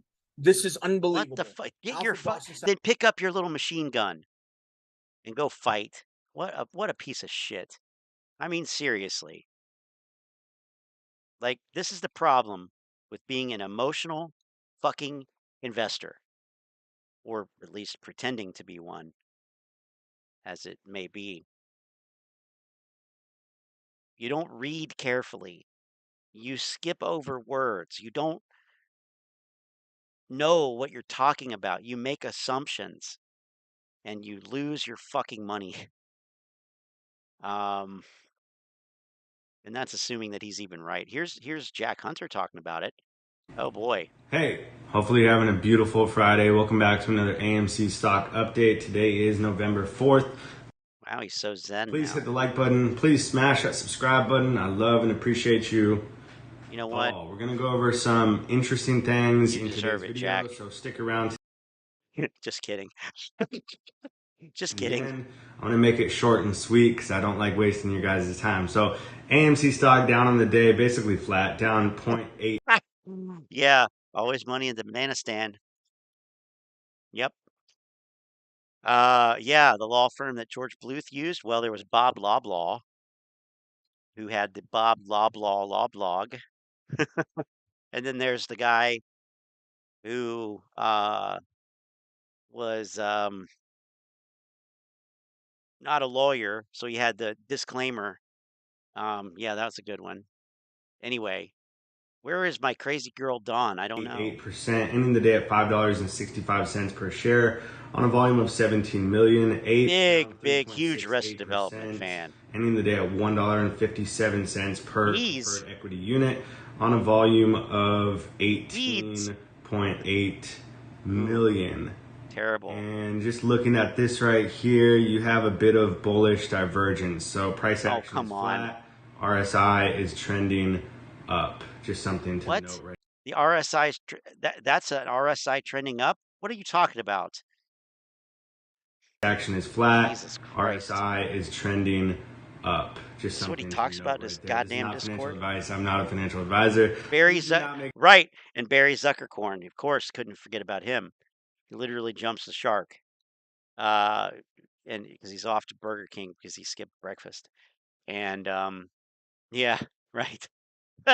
Henry Winkler. Investments based on what I say in my content. Right? So many lawyers, and then there's the blind prosecutor played by Julia Louis-Dreyfus. Check this out. Today, AMC's price action hit. You might call that a double bottom. You'll have to wait to see if the neckline at $7 is cleanly broken. Talking about today's price action hit about. I don't even care. I don't even want to hear him talk about that shit. Okay, so check this out right here. This is from AMC Stock subreddit.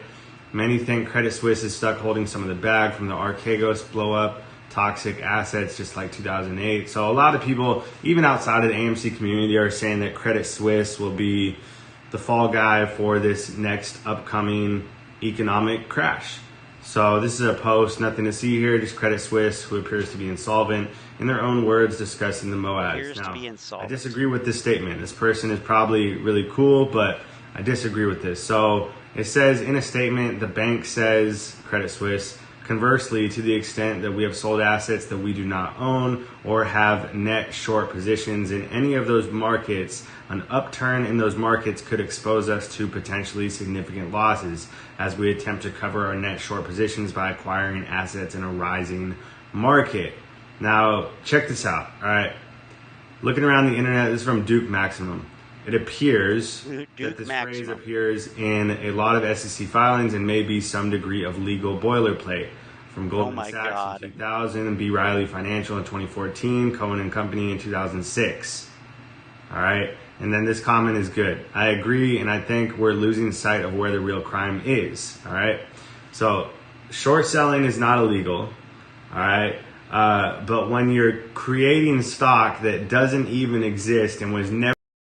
But when you don't have proof of that and you don't understand the mechanics of the market and you think that that's what's happening, then you are uninformed.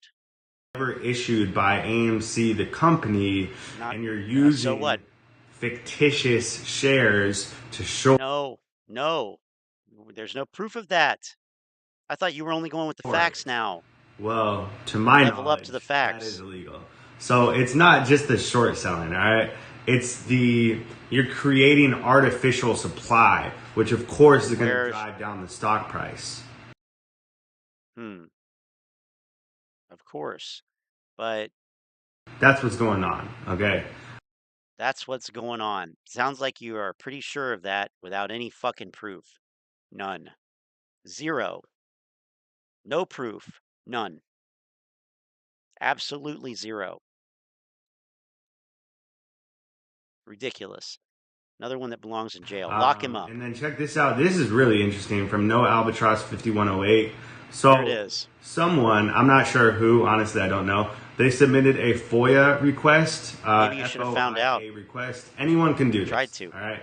You just, I think you email or send a letter to the SEC. You contact the SEC and you ask them for information regarding a certain stock, regarding some price action, regarding really anything. Yeah, and they're not going to give you most of those things. They're not going to give you that information. They don't have to.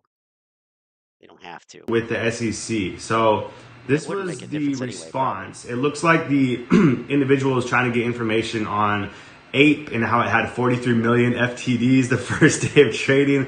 So this is the response. This is the final response to your October 5th request for information regarding a security under the ticker APE that had 43 million FTDs on the first day of trading. Which broker traded this particular security without having located them from the transfer agent? I think there's supposed to be a question mark. Access is denied to the fails to deliver data that is responsive to your request. This data is being withheld under 5 USC 552B4. Exemption 4 of the FOIA protects trade secrets and commercial or financial information obtained by a person that is privileged or confidential. So you must be a privileged person to be able to see what happened or what caused. Wrong. That's not what it says.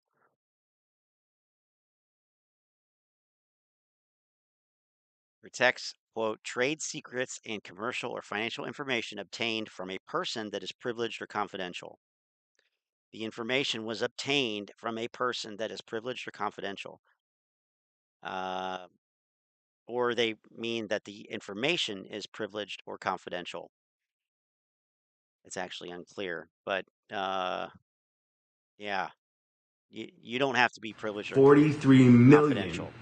Failures to deliver on APE. Don't know why they're not giving that information out. Check this out. Because they don't have to, because it doesn't matter. Crushed it today again and level up, had a blast. Okay. Let's see if we can get Dawn here. Oops. Let's see. We'll go to this here. Yeah, there we go. So, I'm laughing because today is November 1st. Oops. So, I'm laughing because today is November 1st. Model 3 Number 11. Make a wish, right? I didn't realize until today my whole awakening started 1 year ago. Exactly 1 year ago. Awakening? What does this mean? And the world is petty. And on my Snapchat memories, a video came up. Don't judge. Ape fam, coming through, hot mess, in bed. It's okay. Hope everybody had a happy Halloween. I definitely had a nice time. Definitely mixed different kinds of alcohol. Probably shouldn't have mixed like whiskey and tequila and I don't even know what else. Oh dear. But I had fun. Bottom line, I feel good. I'm not sick, thank God. But I'm just feel like staying in bed. It's just one of those days where I'm like, ugh. But I'm not sick. Earnings call today. It's our day. It's our fucking week. If we make it ours.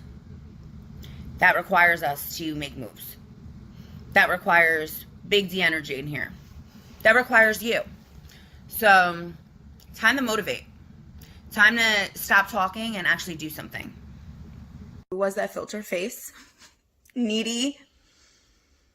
I don't know that person. I really don't. If you want to know if you've gone through an awakening process, look at a picture, listen to your voice in a video. Do you really recognize who you are? I don't. Drama. Needy. I have evolved. Nice.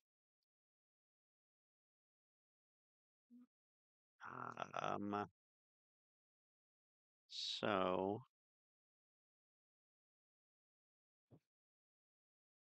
I feel like this is somehow relevant. Conspiracy of the Lizard Illuminati.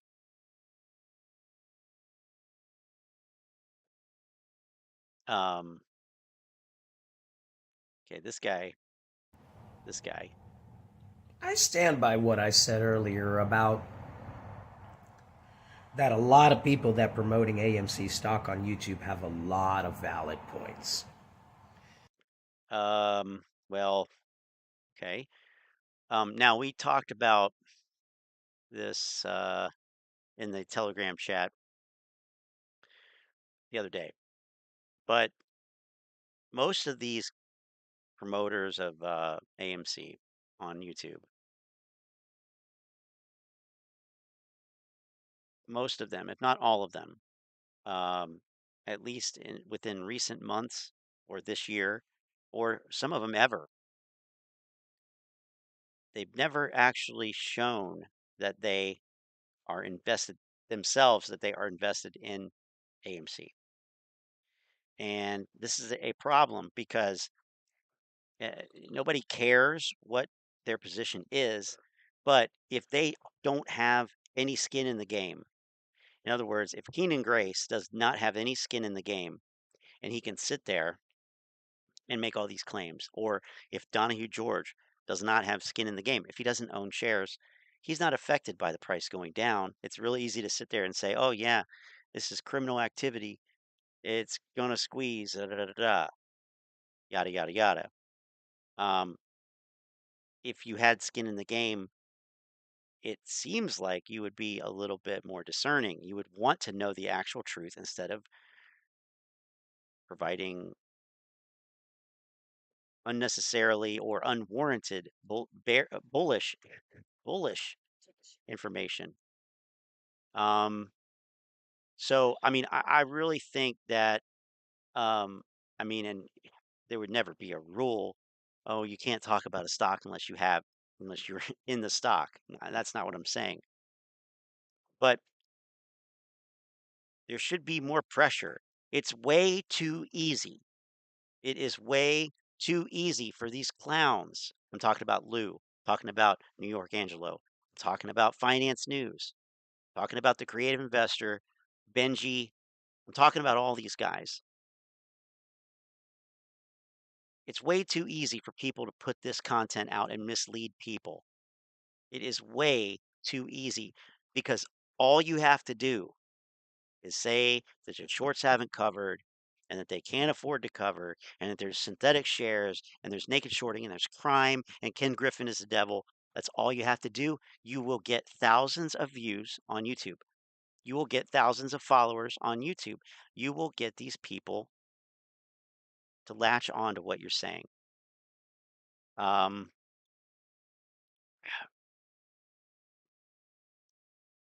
don't know what the answer is, but clearly something is wrong here.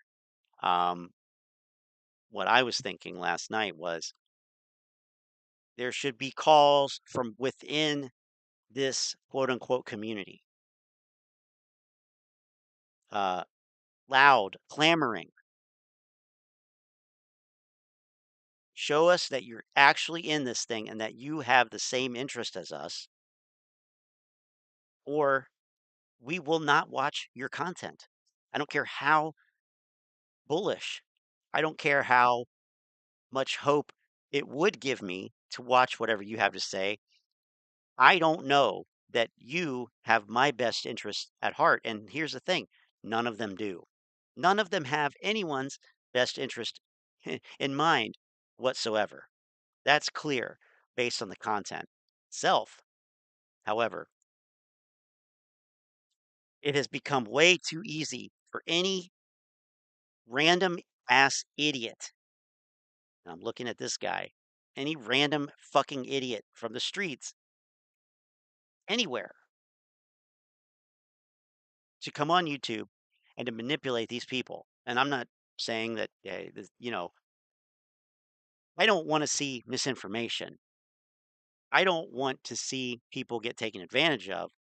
But at the end of the day, it's not good for this platform to be clogged up with all of this nonsense. Clearly, YouTube's interested in making money. So are these people. So is everybody except the apes. So the thing is, it would have to come from within. People have to make the decision and say, you know what? I don't think that finance news really cares because it doesn't seem like they have anything on the line here. In fact, it seems like they just pump out bullshit every day. Most of it unsubstantiated or comes from Twitter, Reddit, low quality information presented poorly. I mean, that's what it is. It's nonsense. What does Matt Stoner, what interest does Matt Stoner have in this? Besides getting a couple thousand, 3,000 views on each of his bullshit videos that he shits out every day. None. So I don't know. I mean, obviously, if I said something, it would have no effect. It'd probably have the opposite effect.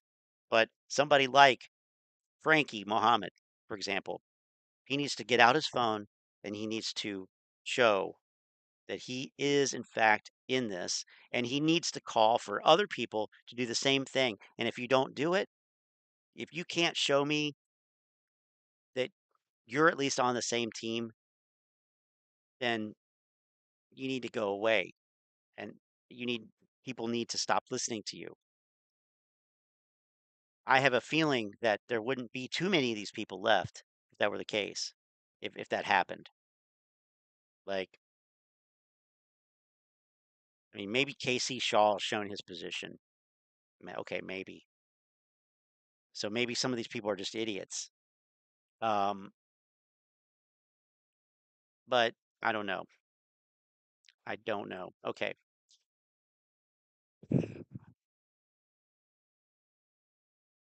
Like, I don't think any of these, I don't believe any of these people. I don't believe any of them in terms of them actually having something at stake. The only thing that they're worried about is the number of views that they're getting on these videos every day. That's it. They don't care. They don't care about the actual stock because they're not invested in it. They haven't been for months, if not a year. And something is wrong when it's so easy for these people to come on here and put out this crap every day. Every day. We should be pissed. AMC Bigums, you agree? Pissed passion. Oh, that's good. Yeah, let's get emotional. Let's get emotional, shall we? That you'll make a good decision in there. So the couple videos yesterday, a hard part is you'll make a video like I made that video, it's almost 4,000 views. But 5 videos before it's 300 views. So as I make these videos, I may be telling a story. Microscopic position. Going down. So inconsequential to his life overall. Of course he's going to put out some bullish shit. Of course he's going to say this. Of course he's going to say that. Doesn't matter to him. It's not going to change him at all. Video. And those ridiculous. Regularly watch, they can see. And now he's sitting in front of a white screen instead of the kitchen, which looks like he upgraded his setup. Got a new camera, got a new microphone. Stepping up the production quality. Okay, what does that tell me? Yeah, you're doing pretty well there on YouTube, huh? Even as a human, my changes, or my thoughts or my attitudes. You can't base everything off one video, unfortunately, but that's what happens. It's crazy. I had Trey's name at the top of that last video, and the one before that, 10,000 views just because of a name. It's weird how that works. I think that's Twitter. I think that's YouTube making the video be seen, and then it starts being seen, and trying to manipulate and figure out the system of how YouTube works this, how they let people be seen or not let people be seen. But I was pretty passionate and serious in that video for a reason, because that is something I believe. But here's the thing, I'm not mad and yelling at you guys, and I'm yelling at the fact of what's happening. The thing for me is, maybe it has a lot to do with my childhood and my mental health and my PTSD and everything, but I fight for justice. And when I see something that is just not right, I'm going to speak up as loud as I humanly can, hoping that somebody will hear me. And, knowing that they're utilizing the stock the way they are while we sit and hold.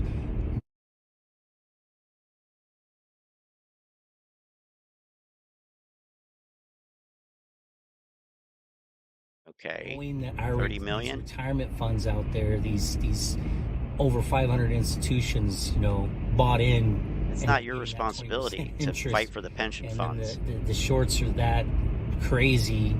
They're not that crazy. Continuously buy them at that high expense. There's the other side of that too. I want you to understand. There's buying them. What? What did he say? The shorts are. But it's a high risk, extremely high risk. It's a massive bubble. So you got to think about that. That's a good thing too. I don't look at it as a completely negative thing. They're risking like crazy. And I was trying to get people to think. I raise awareness or questions because I want you to think about that. Why are they risking it that much at that higher percentage? Is because it's that much of an earner? Two? You get what I'm saying? We're already down to $6. It can't be that big of an earner. They're risking it to keep it down, in my opinion. So let's talk about the positive side of that. I mean, they don't have to keep it down. There's no buying. There is zero buying pressure in this. If there were buying pressure on a large scale, it wouldn't stay down. So that's just they're risking it, basic. In my opinion, to keep that price down as low as they can. There's not a whole lot more room. Once you get down to $6, what are they going to do? They're going to short. Oh yeah, there is. Resell it on the market, take it to $5. They made $1. I get it. They make a penny, 2 pennies, but we've kind of hit a point. And I don't want to say bottom, but there might be a good chance that we're starting to see a bottom. What? A bottom on AMC. Oh dear. I could be wrong, but I'm thinking that bottom. So why are they doing that? Why are they paying 20% interest, keeping it at 100% utilization? See, that's where I get into the think. What could it be? Think like the enemy. Well, if you got all those funds that were willing to buy it because they knew they were going to make the 20% or they're going to make 16 or whatever they're going to do, and they kept buying in because they see it, hey, this is something to buy into. Because for them, they buy in, they make that percentage. That is awesome. They could take a tax harvest loss on it if they need to, or if it does eventually blow up, which they probably figure it will go back up, there ain't a big loss for them. They're making money. The best money they probably could make across the board. Well, in top 5. So them, that's why they do it. But then when you look at the shorts, why are they shorting it like crazy? Why are they risking it? That's what I want to get your heads thinking. But for me, I get passionate because of the injustice of it. The way people are getting manipulated, the way people are getting trapped in things, the way they're spending our money. But maybe it's because of the decisions that you've made. Maybe you haven't had all the data when you made those decisions. Maybe you made assumptions, didn't verify it with facts. That's not on anybody else. As much as I rail against these guys on YouTube, not everybody's susceptible to this misinformation. We look at it and we pick it apart. Well, actually, it picks itself apart. It debunks itself, most of it. If you know anything or know how to find things, you don't even have to know. You just, you have to know how to do basic research. But the injustice, what is the injustice here?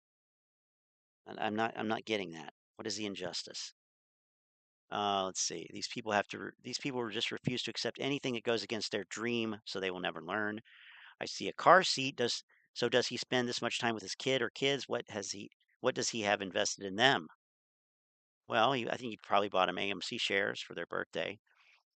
Can you imagine this guy trying to explain to his family why he's blown the family nest egg? They are so lost in their delusion that they are immune to reality. The injustice is that they aren't getting their way. Sure. Yeah. Sure. Um, that's a, oh my God. Okay. Manipulate me like crazy. Why are they risking it? That's what I want to get your heads thinking. But for me, I get passionate because of the injustice of it. The way people are getting manipulated, the way people are getting trapped in things, the way they're spending our money, and it just drives me crazy. Anything that I see that's an injustice, when I see people are using people or going, using the movement, any of that kind of stuff. The movement. It eventually eats me up inside over time. And yes, I want to fight back, and I am disappointed that a lot of people don't want to. And I get it, and that's why I said, let's see what happens. And he should be, he should be watching this channel. How you really feel. Should be trying to, do what we do. Obviously, just like anybody, I'm hoping it happens tomorrow, but I can never put a date on it. But I just want you to think, guys. Why are they risking that bubble that big? It's not a risk. Bubbles exist on both sides. And it's kind of cool. It takes a little longer because how many more shorts pile in and risk it? Like he says, he's trying to figure these things out. They risk it. All they're doing is putting that pressure on it. And how many? But that's not true, though. I mean, like, he still assumes that he knows what's going to happen, and I say, you're not that smart. Nobody is. Nobody knows what's going to happen. So by being so sure that you do, it's a sign. But we can speak in probabilities. We can speak in probabilities. That's more intelligent to do. And the probability of this happening, as they say, seems to be quite low. It seems to be. Thank God the family can live okay with his pension, right? Yep. So that must be what's holding him back. Well, I don't know if that's true or not. Spam his account with Scott. I mean, I may have to pivot. I may have to do a Fed pivot to spamming. It's possible. Anything can happen. Keep risking it and borrowing and borrowing. Risk. He keeps talking about risking. The risk is definitely on the long side here. The risk is not on the short side. Like, I don't know how else to say it. It's not risky. It's not a risky trade.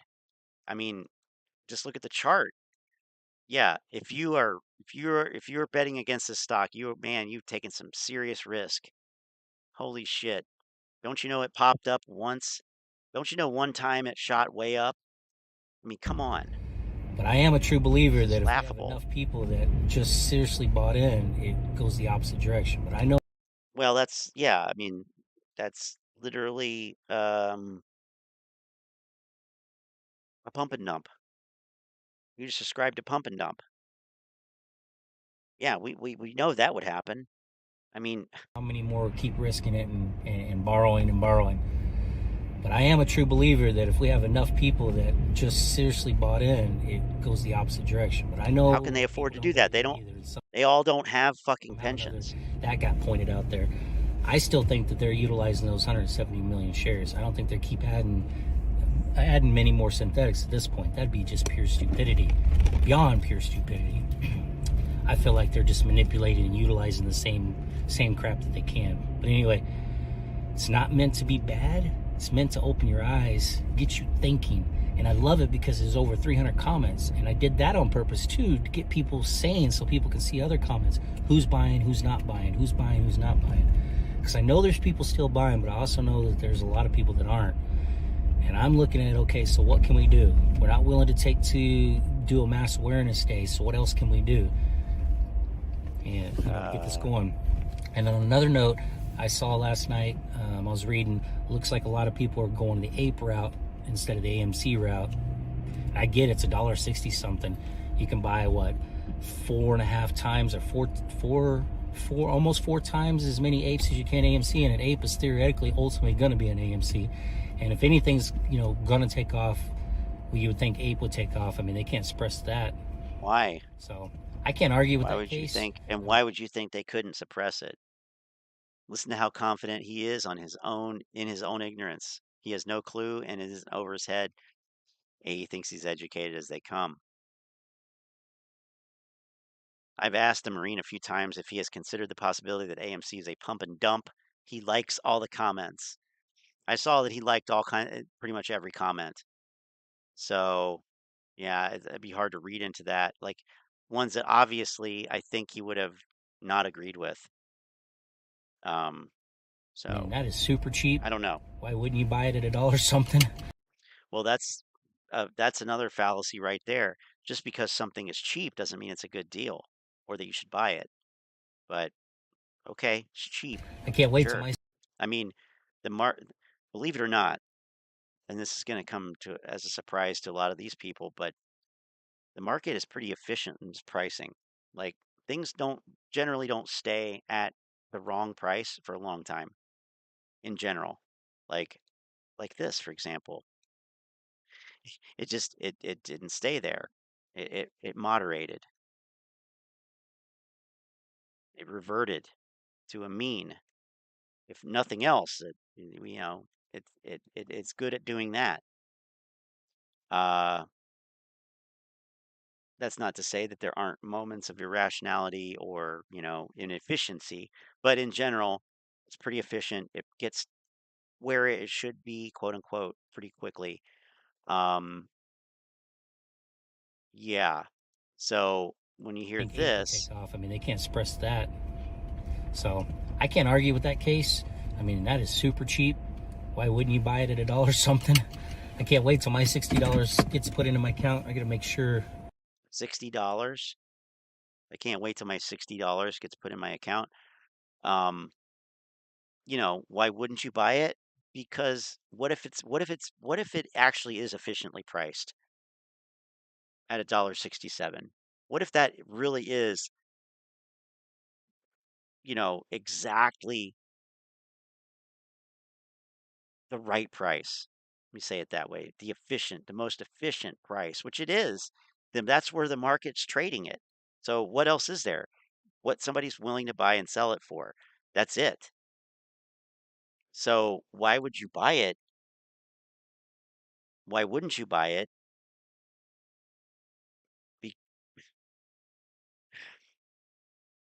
Anyway,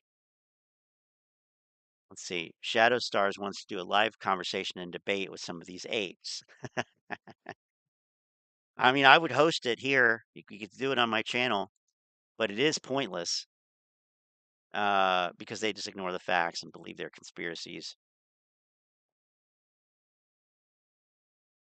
Ape should sell AMC, harvest the loss, and buy Ape or GME if they love to gamble. At least they could get a tax deduction. Even when you ask them to prove their conspiracy theory, they always come back with proof isn't true. It's like arguing with a kid because they just don't believe facts. And yeah, they prove them. They debunk themselves. That's true. That's true. They themselves debunk themselves. Apes don't want to debate. Manny's banned from most channels.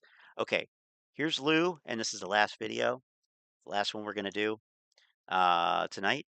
But we'll be back on tomorrow for futures at sometime before 6 p.m.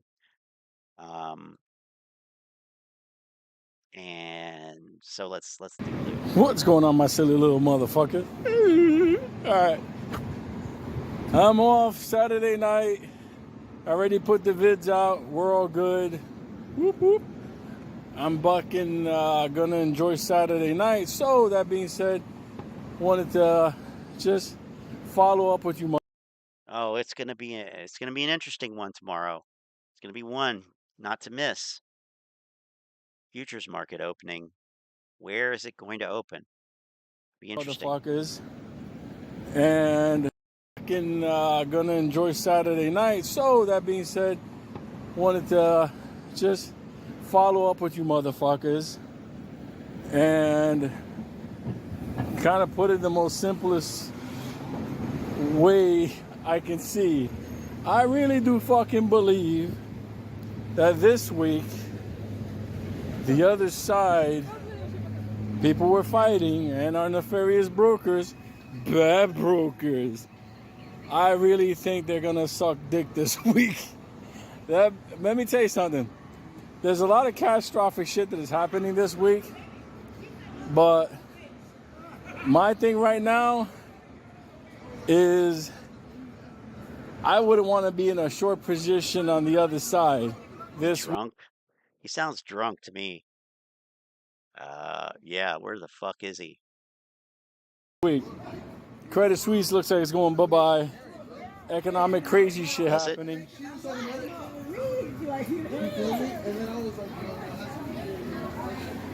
Baby. Fucking New York. Oh, wow. This fucking city is fucking ridiculous. Anyway, look. Run up this week, yeah. All indicators are pointing to the other side getting fucked up. Oh, yeah. So, I'm fucking laying back and enjoying life. And like I was telling Crazy B earlier today, 2 or 3 more plays after this, and that's it. That's all she wrote. I guess that's the last chapter of the retail era, YouTube, all this other shit. So, you know, that's what I'm looking. I mean, listen, couple of hits, couple of wins. Hopefully we can save our brothers and sisters still in AMC. And then we just move on with everything. Move on with life. And people are like, no, Lou. It's just like AMC. I'm like, yeah, okay. I gotcha. Let me tell you something. Did AMC ever do an NFT in order to count the phantom shares? Nope. But GTI is doing it. So, like I said, for all the people that are in the play now, I guess all I can tell you is congratulations, because you guys are going to be in the first play where they turn the table fully on the shorts using NFT / yeah, you said the same shit with AMC. auditing. So, what? These motherfuckers still got pumpkins in front of their buildings?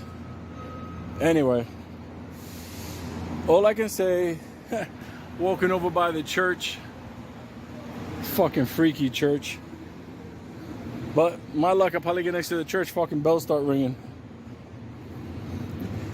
Relax, motherfuckers. I really do deep down, and based on everything I'm seeing, especially those partial orders. Like, I saw like orders for like $35 to get fucking partial filled. Like, that can't even be possible. But that's how it's going on. In GTI. Crazy looking motherfucker. In a $3 stock? Anyway. Oh, listen, for you motherfuckers want to know, this was where Benny took the cat and the dogs went after the cat. This used to be the place. But anyway, the place for the vet. So, cute kid. Just enjoy your Saturday night. Oh, Maybe we are. I'll pop up later. But as we stand right now, for the people in GTI, sit back and relax. Is he loud this far? For the people in AMC, this far down in Manhattan? Have your run. But there's other plans in the works, so What's he giant doing love, down there? motherfuckers. I'll talk to you later tonight. Yeah, partial orders can't be filled. I don't know, but I'll have to find out later. Because good times. Roll another blunt, man. All right, let's kick it in. All right, guys. See you tomorrow for futures at 5 something. Till then, thanks for checking out the stream. Thank you, Shadow Stars, for doing the earnings review, preview, something like that. Yeah. See you tomorrow. Lewis Scum, his downfall will be televised, and we will have the an exclusive coverage of that here. Outro is a short outro. All right, thanks, Manny. Shadow Stars. Yep. Thank you again. And Model 3 Dude. Bad Back. Antoinette and everyone else. We'll see you tomorrow. Have a good night.